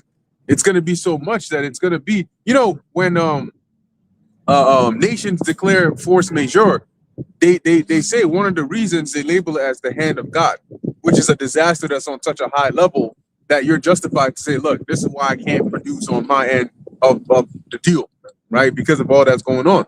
So this is just what we're seeing is the beginning of sorrows. All right, these are all part of the signs. The sorrows haven't hit in full effect yet, but people already starting to see ahead. Yeah, if this continues on, yeah, you're gonna feel it more. You're gonna feel it more, and soon you're gonna start feeling it more. And they're gonna keep looking ahead and just seeing that there is no end to the pain. It's only more exactly the pain scale is just growing and growing and growing and growing. It says like a woman in travail. Yep. And so she gonna keep on being in travail for the longest period of time, just feeling more and more painful contractions and birth pains. And the baby gonna bring his head out, psych, go back in there. You know what I'm saying? You've been pushing for 3 hours. This nigga playing fucking hide and seek with you while you in the labor bed. You can't do C-section either. You have to wait till the baby come out. And You get to a certain point that you can't do a C-section. Like it's past that point where it can do it. So you got to go through that. And then there's also a certain point where you can't take epidural. Damn. So you just gotta go through the whole thing. And that's where we go. That's where we're coming to. It ain't gonna. The Lord said there will be no healing medicine for Babylon. So it ain't gonna be no way for you to try to ease the pain of what you're going through. There's no remedy. We'll get this in 2nd Ezra 16, verse where were we? 2nd Ezra 16, verse 35. It says, you know what? I'm gonna start at 31. Sorry, 31. It says, even so, in the days there shall be 3 or 4 left of them that searches the houses with the sword, and the earth shall be laid waste, and the fields thereof shall wax old, and her ways and all her paths shall grow full of thorns, because no man shall travail thereafter. That scene of The Last of Us. Remember, watch the show or like play the game where you go through certain areas and it's like what they call concrete jungle. Like that green stuff growing on that side. Buildings and all that, lines and shit. And that's what's going to happen in certain cities where the trucks stop going into certain areas. There's not going to be people going to have to migrate, because they're trying to find a water, a water reservoir, food. Certain cities within states are going to just be empty. So we got to leave from here, man. Or if you get like certain parts, I know they got a data center in South Jersey, one of the data centers. Some shit happens where that shit get whatever. That whole area got to be evacuated. People got to leave. Or if the lights go out in a part of a state, like we can't stay here anymore. I heard that they still got lights. Still got electricity up north. So we got to go up north. Right, exactly. But certain people like, no, we just gonna stay. We're gonna ride it out. That was a Civil War movie. Remember, there was like pockets where it was all good, and then they came into this area like, damn, y'all good over here. Right. But like even those areas end up getting fucked up too. But it's a gradual thing. Like that the Lord will close you in, and then they think they're safe in one area, and then the Lord fuck that whole shit up, and they got to flee to somewhere else, and you just be constantly on the run. Those who are in the middle, who don't normally see what's going on, are the least prepared because they don't see. To them, it's their security. Right. That's why when the guy came into the store, not to spoil it, but when he walked into the store, it was mad quiet. And they're like, you do realize there's a civil war, right? They're like, what? Civil war? What are you talking about? So that's how a lot of people gonna be. We're gonna be walking around like scripture said. We're gonna be like pilgrims on the face of the earth. The Lord's gonna be leading us to different places, like Zaquan said. People are gonna be going to different places in search of different things, different resources. Some people for medicinal, some people just for food, some people for shelter, some people to run away from the drones that's flying around everywhere, looking for nomads and looking for people who don't have the chip. It's gonna be like that, man. It's gonna be every single day is like, okay, can I make it throughout the day being alive? That's how bad it's about to be in America. And people are not going to expect that because it's never happened before. Scripture says a time like never before because America has never been in that kind of state before. Right. You go to different countries, they've been through that and worse. So it's not going to be a time like never before for them because guess what? They're not going to get, certain remote areas not going to get hit with missiles. But America's about to go through a downward spiral that's never been before, and then get hit with missiles. That's never happened before. You even think about like in Gaza when they started bombing, they would tell them like, "Yo, y'all got to flee here, Right. You gotta evacuate this area." They just did it in Lebanon. This is places that people lived for decades, generations. You got to leave this area. You got to migrate to go to Rafah. It'd be like 50 miles. Like, yo, what? But then your gas right now is fucking going up, so it's not like you just fill up the tank. Then if the banks get hit, then it's not gonna make me use credit cards. Make no transaction. How you gonna get up there? You gonna have to what they in the back of the day called buck and ball. You're gonna have to walk. Gridlock. Gonna have gridlock. Nigga buck and ball. They use buck and ball. Hey, you know Babylonians ain't lazy, man. They don't want to do that shit. So you have people that's gonna stay, but it's gonna be, a couple. They're gonna be desiring to hear a voice. Yep. It says, in the versions of verse 33, the virgins shall mourn having no bridegrooms. The women shall mourn having no husbands. Their daughters shall mourn having no helpers. In the wars shall their bridegrooms be destroyed, and their husbands shall perish of famine. So there's your answer right there. So how they gonna lose their men in the wars? Because how they think the war ain't gonna be fought on American soil, at least not the World War. Right. So how they gonna die in the wars? Because they ass gonna be taken over there. That's already been set up. Exactly. That's already something they're talking about. Yep. They gonna set up the draft in 18 to 39. 18 to 39. Damn. The average military age right now is less than 30 years old. So think about that. Think about just that alone. That the last 30 years has been a conditioning where right now most men don't want to go to fight the war. They don't want to be in the military. There used to be a time where niggas was proud to be standing for their country. Like it was a nationalistic thing. After like 4 rejection, they'll still come back. Right now they recruiting niggas, and niggas are like, nah, I'm good, bro. I'm not with all that. But remember this: if you were in the military 30 years ago, the chances of you still being there right now is slim to none. And anyone who's there right now in the past 30 years, what kind of mental condition have you been going under that's going to have you either you're joining or you're leaving?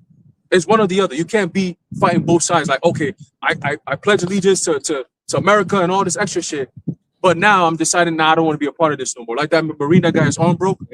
He swore an oath. But what happened? It got to a point, an inflection moment where he was like, yo, nah, what's going on right now? I'm not upholding what I swore my oath to do. Right. You're gonna have people like that right now who are in the military. When the time comes, they're gonna push them a little bit more to say, are you with us or not?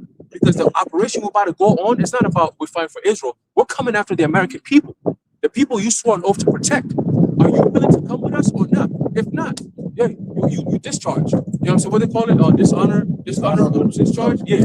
Are you willing to suffer that? And then we can also imprison you because you're a veteran. You have skills. Shit, if you join the people against us, we got a problem. So this is that's all part of the Civil War. It's different wars on different fronts. Different wars on different fronts, man. And when the more the crisis, the easier it will be for people to snap. And that's what they're looking for. And they also do the thing with Lindsey Graham. He had said that I got to go to South Carolina and ask them to send their daughters and sons and daughters to the military. But also to harp on what you were just saying, that when they have the military turn on the people, it's not going to be we in Jersey's National Guard over here. It's going to be Texas National Guard over here.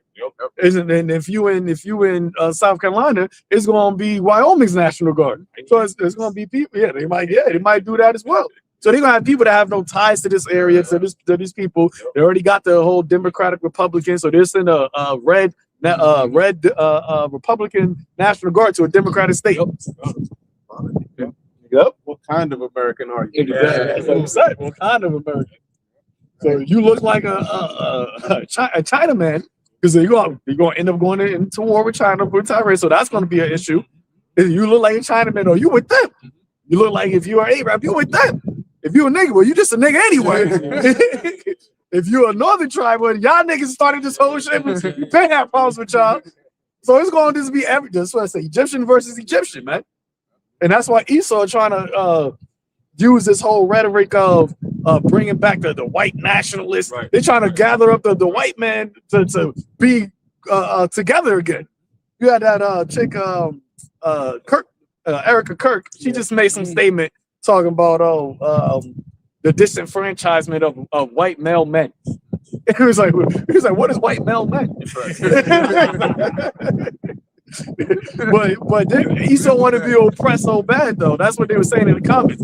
They was like, yo, you trying to make white people be so, y'all want to be oppressed so bad in your own kingdom. Well, yeah, you gonna get in the kingdom. You gonna feel what it is to be oppressed. But that's how Esau does though. Like that's what Amalek doing. All the regular, that's the only thing that the regular Edomite man is just taking a book from Amalek. Victimize yourself. That's just your spirit. We are victims, but you're also the oppressor. Victim villain. Right. Yep. Where is that? 2 Ezra 16, verse 35. It says,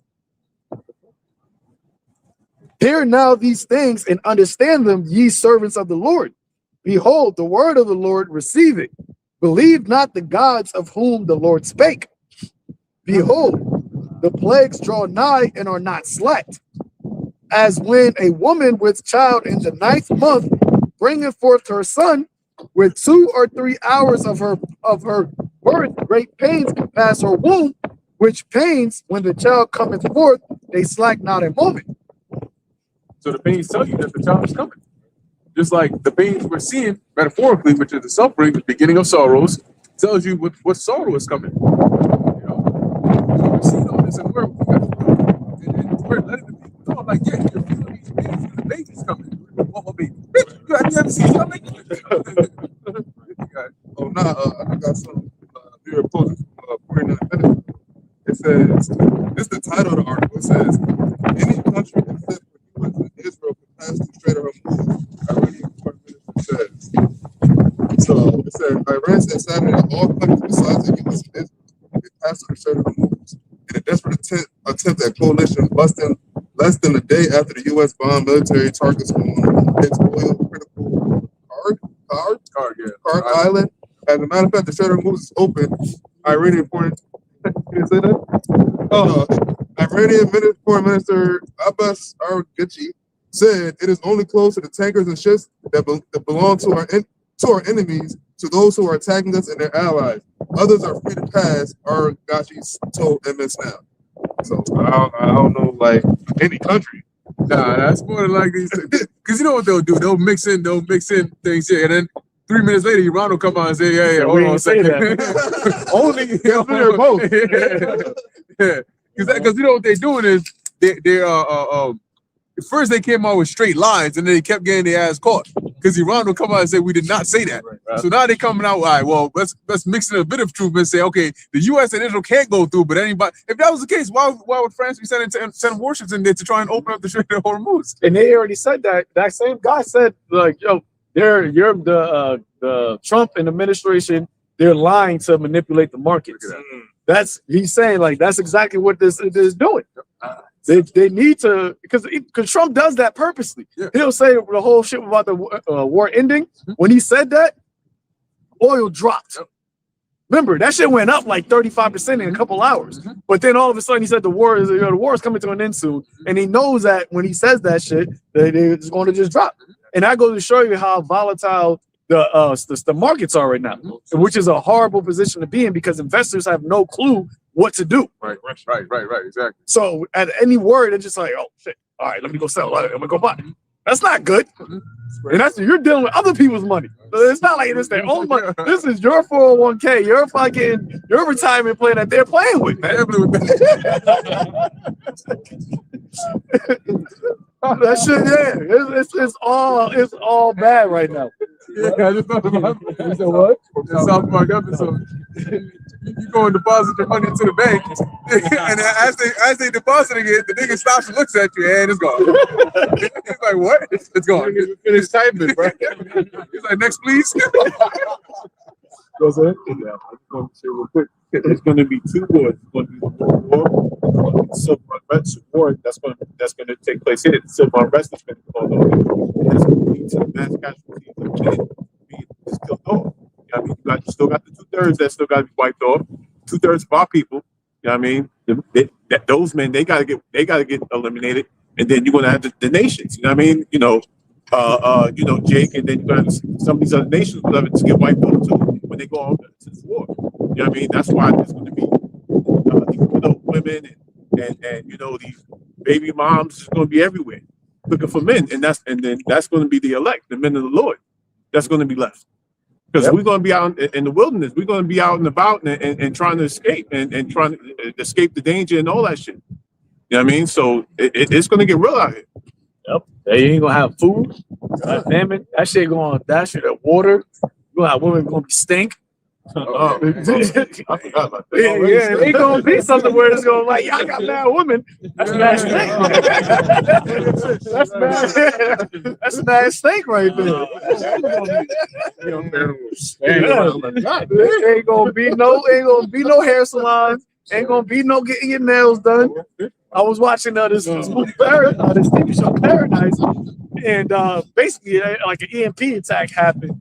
And everything, you know, what happens with the EMP, and they had a spot. It was like a year later, and then long story short, there was a sex scene, and in the sex scene, they started crying. The people, they both started crying because they was like, they haven't touched somebody in a long time. But when the sex scene started to happen, bitch took off her shirt and like this hair, and I was like, oh shit, I didn't even think about that. No there. I was like, y'all didn't even think about that, and I was like, ugh. My girl was like, are you serious? I'm like, yo, like, what you mean? Like, that's not something I'm used to seeing. But like in that time, that shit gonna be normalized. Like, you just gonna have women just hairy. Like, oh.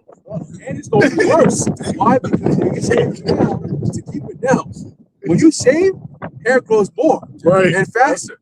So now you don't got nowhere to shave, and it's exactly. You want to be looking all hairy and shit, walking around, mustache and beard. You can't hide that shit. Yeah, you want to see females. Yeah, you're like, nah, you might be a TT.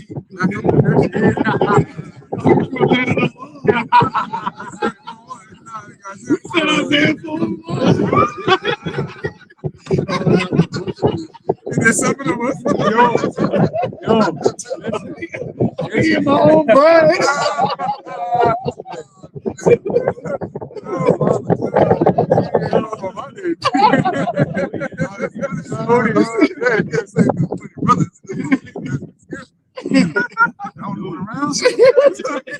I got a good brother for you, man. Yo, shout out, son.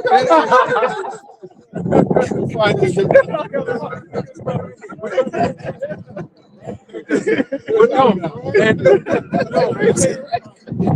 gonna be no deodorant that's you're gonna use to what they say, knock them off your scent. Nah, you're gonna be knocking nobody off your scent. Stay right here, I'll be right back, and then you out. Like, you can't follow me because wherever we go, they're gonna find us. You smell like shit. Sit your ass down. And that's what a lot of this breath stink.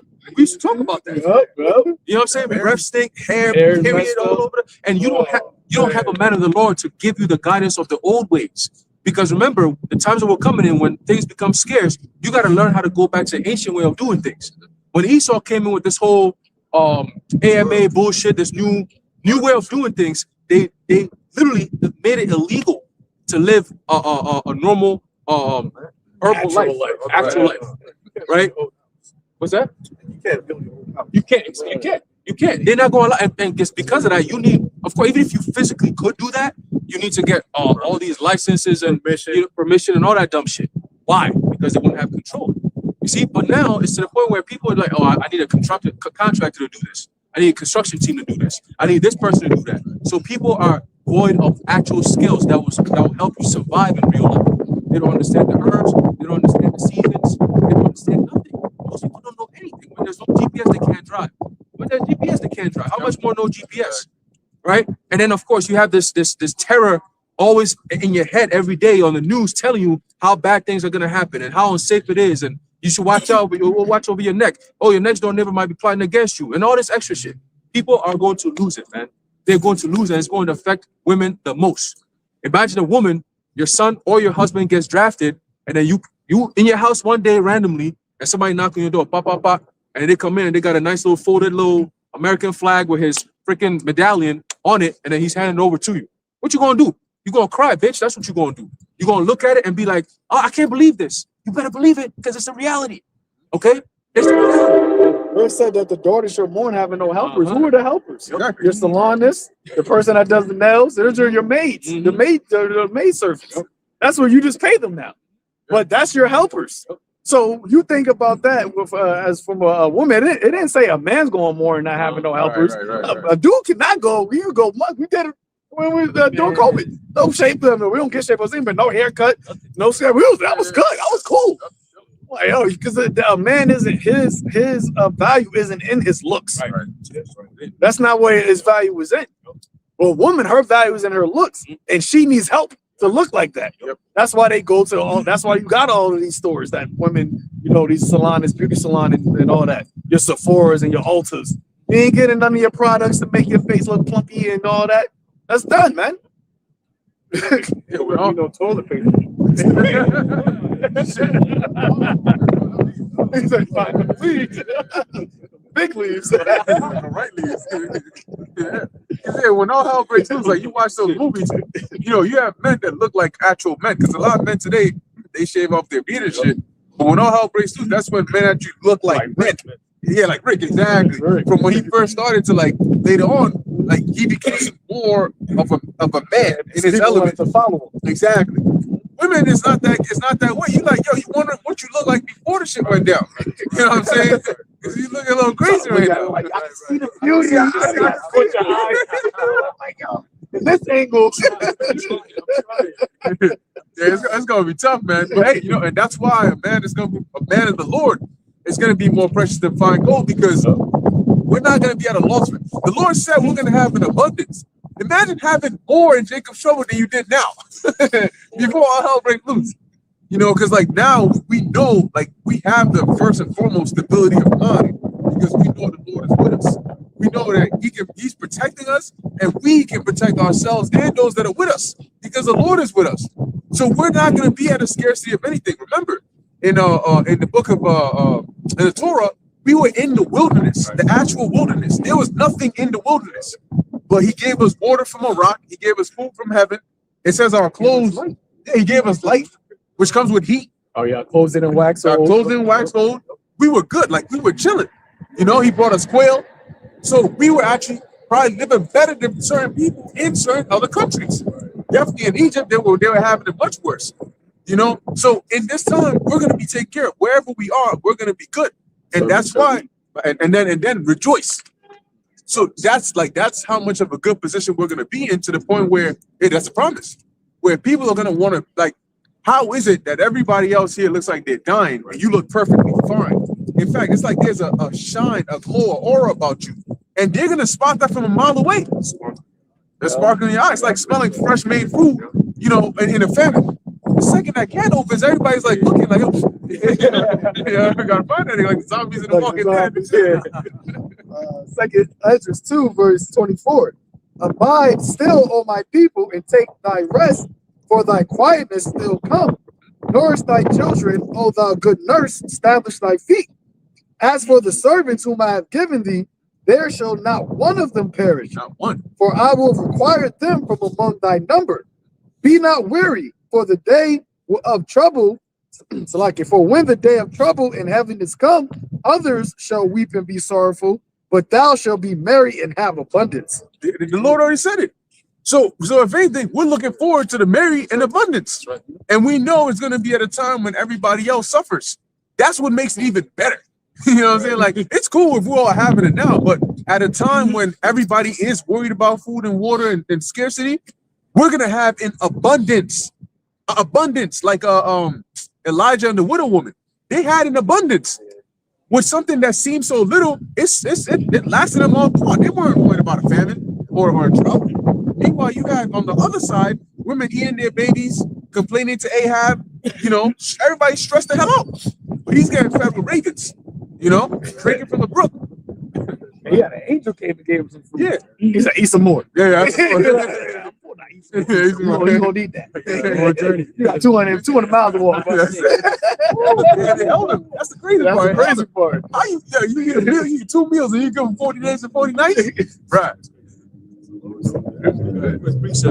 It's the book of John, chapter 16, verse 20. Got it? That's bad. Oh, that's great. You got it. That's now. John chapter 16, verse 20, it says, Verily, verily, meaning truly, truly, I say unto you, that ye shall weep and lament, but the world shall rejoice. That's happening now. It says, and ye shall be sorrowful, but your sorrow shall be turned into joy. That's the beautiful part. Okay. And that's the times that we're about to enter into. All right. We all made a deal with the Lord that said, Lord, look, man, if you know, shit is going the way it is, and we got to take the L right now so that you could take care of us in the time of Jacob's trouble, then yes, we're going to deal with that. You know what I'm saying?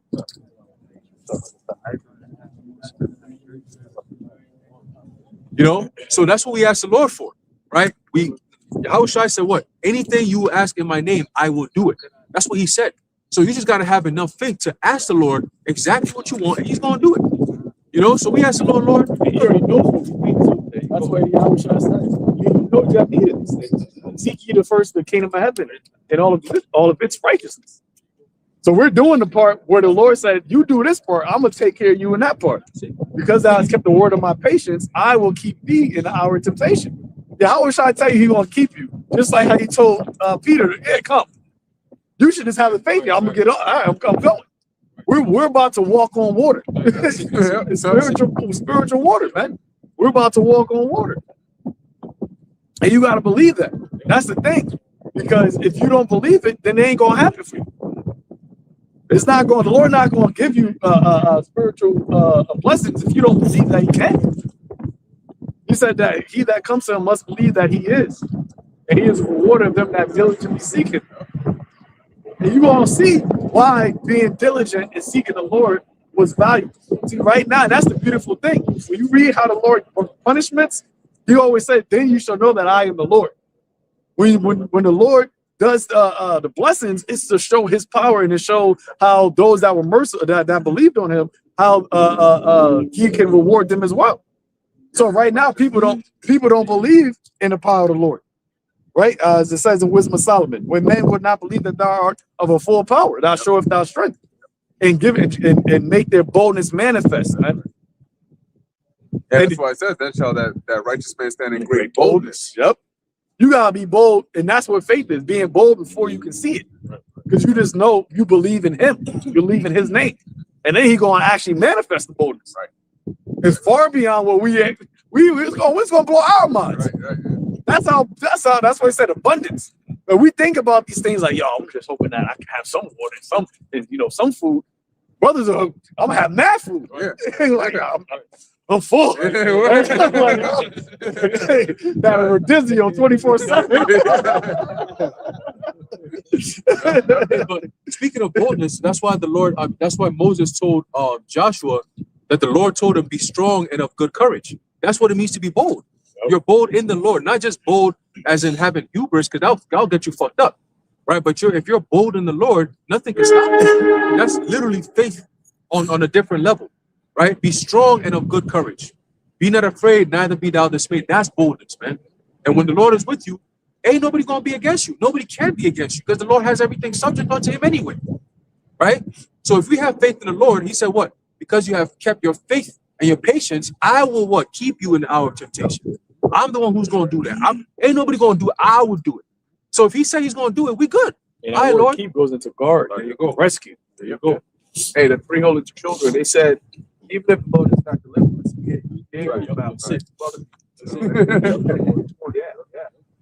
I had a quick 3. Jeremiah 9, verse 23.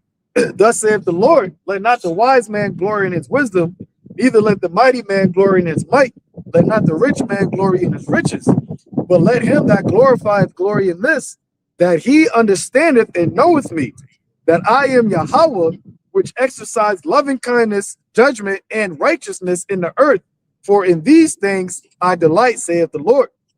So that's what you're supposed to be glorifying, right? Understanding and knowing the Lord, man. And that's what we have dedicated our lives to. Really do the mercy of the Lord that we are able to do this, man. And the time is going to come when we're speaking about all of this hell and carnage, the things that have never been on the earth. You're going to see the value of knowing the Lord, man. and knowing the and understanding what He wants. Because that's what your life was like. Ecclesiastes. What is the conclusion of the matter? And most people don't think about that, man. Every time I'm in a crowd or where I'm at, I'm on a train, I'm like, yo, there's nobody who thinks about Yahawah, YAHAWASHI. Ain't nobody thinking about him. And it's crazy because it's like when that time comes, even when the whole shit happened with the Austin shooting, there was a clip and you heard the shots game popped off, and you heard somebody, Jesus, Jesus, oh my God, that's what everybody says at every time. But you just praying, you saying a name that has no power in it, but you're calling upon what you think is a higher power. So how about, and that's just one incident. What is it going to be like when this is your days? Right. When every day is just like, yo, you just worried about, you worried about your life being taken from you. There's a balance. Every moment you're going to be praying. But it ain't nobody. That's what the Lord said. Then you shall call upon me, but I shall not answer. You shall seek me, but you shall not find me. Because when I called, you refused. And that's balance. You can't say to Lord, why ain't you ever look for me? Like, I send my prophets out. It's all on the internet. Yeah, the same people that you was laughing at. You had the Drewski, yo, mad funny nigga. Yo, them niggas is wild. Them niggas, yo, stay away. They mad aggressive. Yeah, I just walk right past them. I put my head down. I don't say nothing. Yeah, well, the Lord, like, yeah, you said it to the least of them. You saying it to me. Right. It's only right. It's only right. It is. You can't out here, just always push it. Then you get the pushback. Oh, why you push it back? Why you push it back? Like the Lord is gonna say, "Depart from me, for I never knew you." To those who are gonna be coming in last minute, talk about Lord, hey, because He says it. Lord, have I not prophesied your name? Have we not done this and that? That's like you finally see the ultimate power, and you're like, oh shit, like I've been misconducting this the whole time. Hold on, let me be cool with Him. And He's telling you, look, I already know who you are and what you're about. You're not part of my people, bro. You need to back up, or else I'm gonna get somebody to come get you up out of here. And that's aggressive.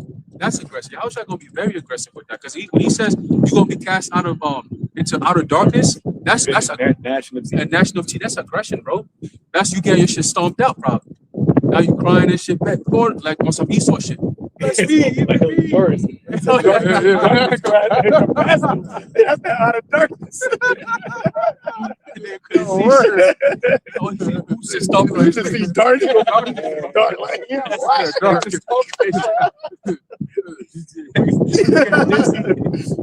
Stomped out.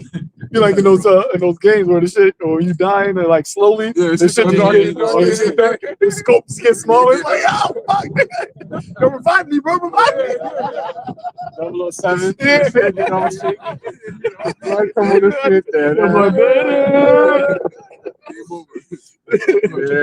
Wasted. Yeah, I had Luke 7:46, which this goes into what you just said.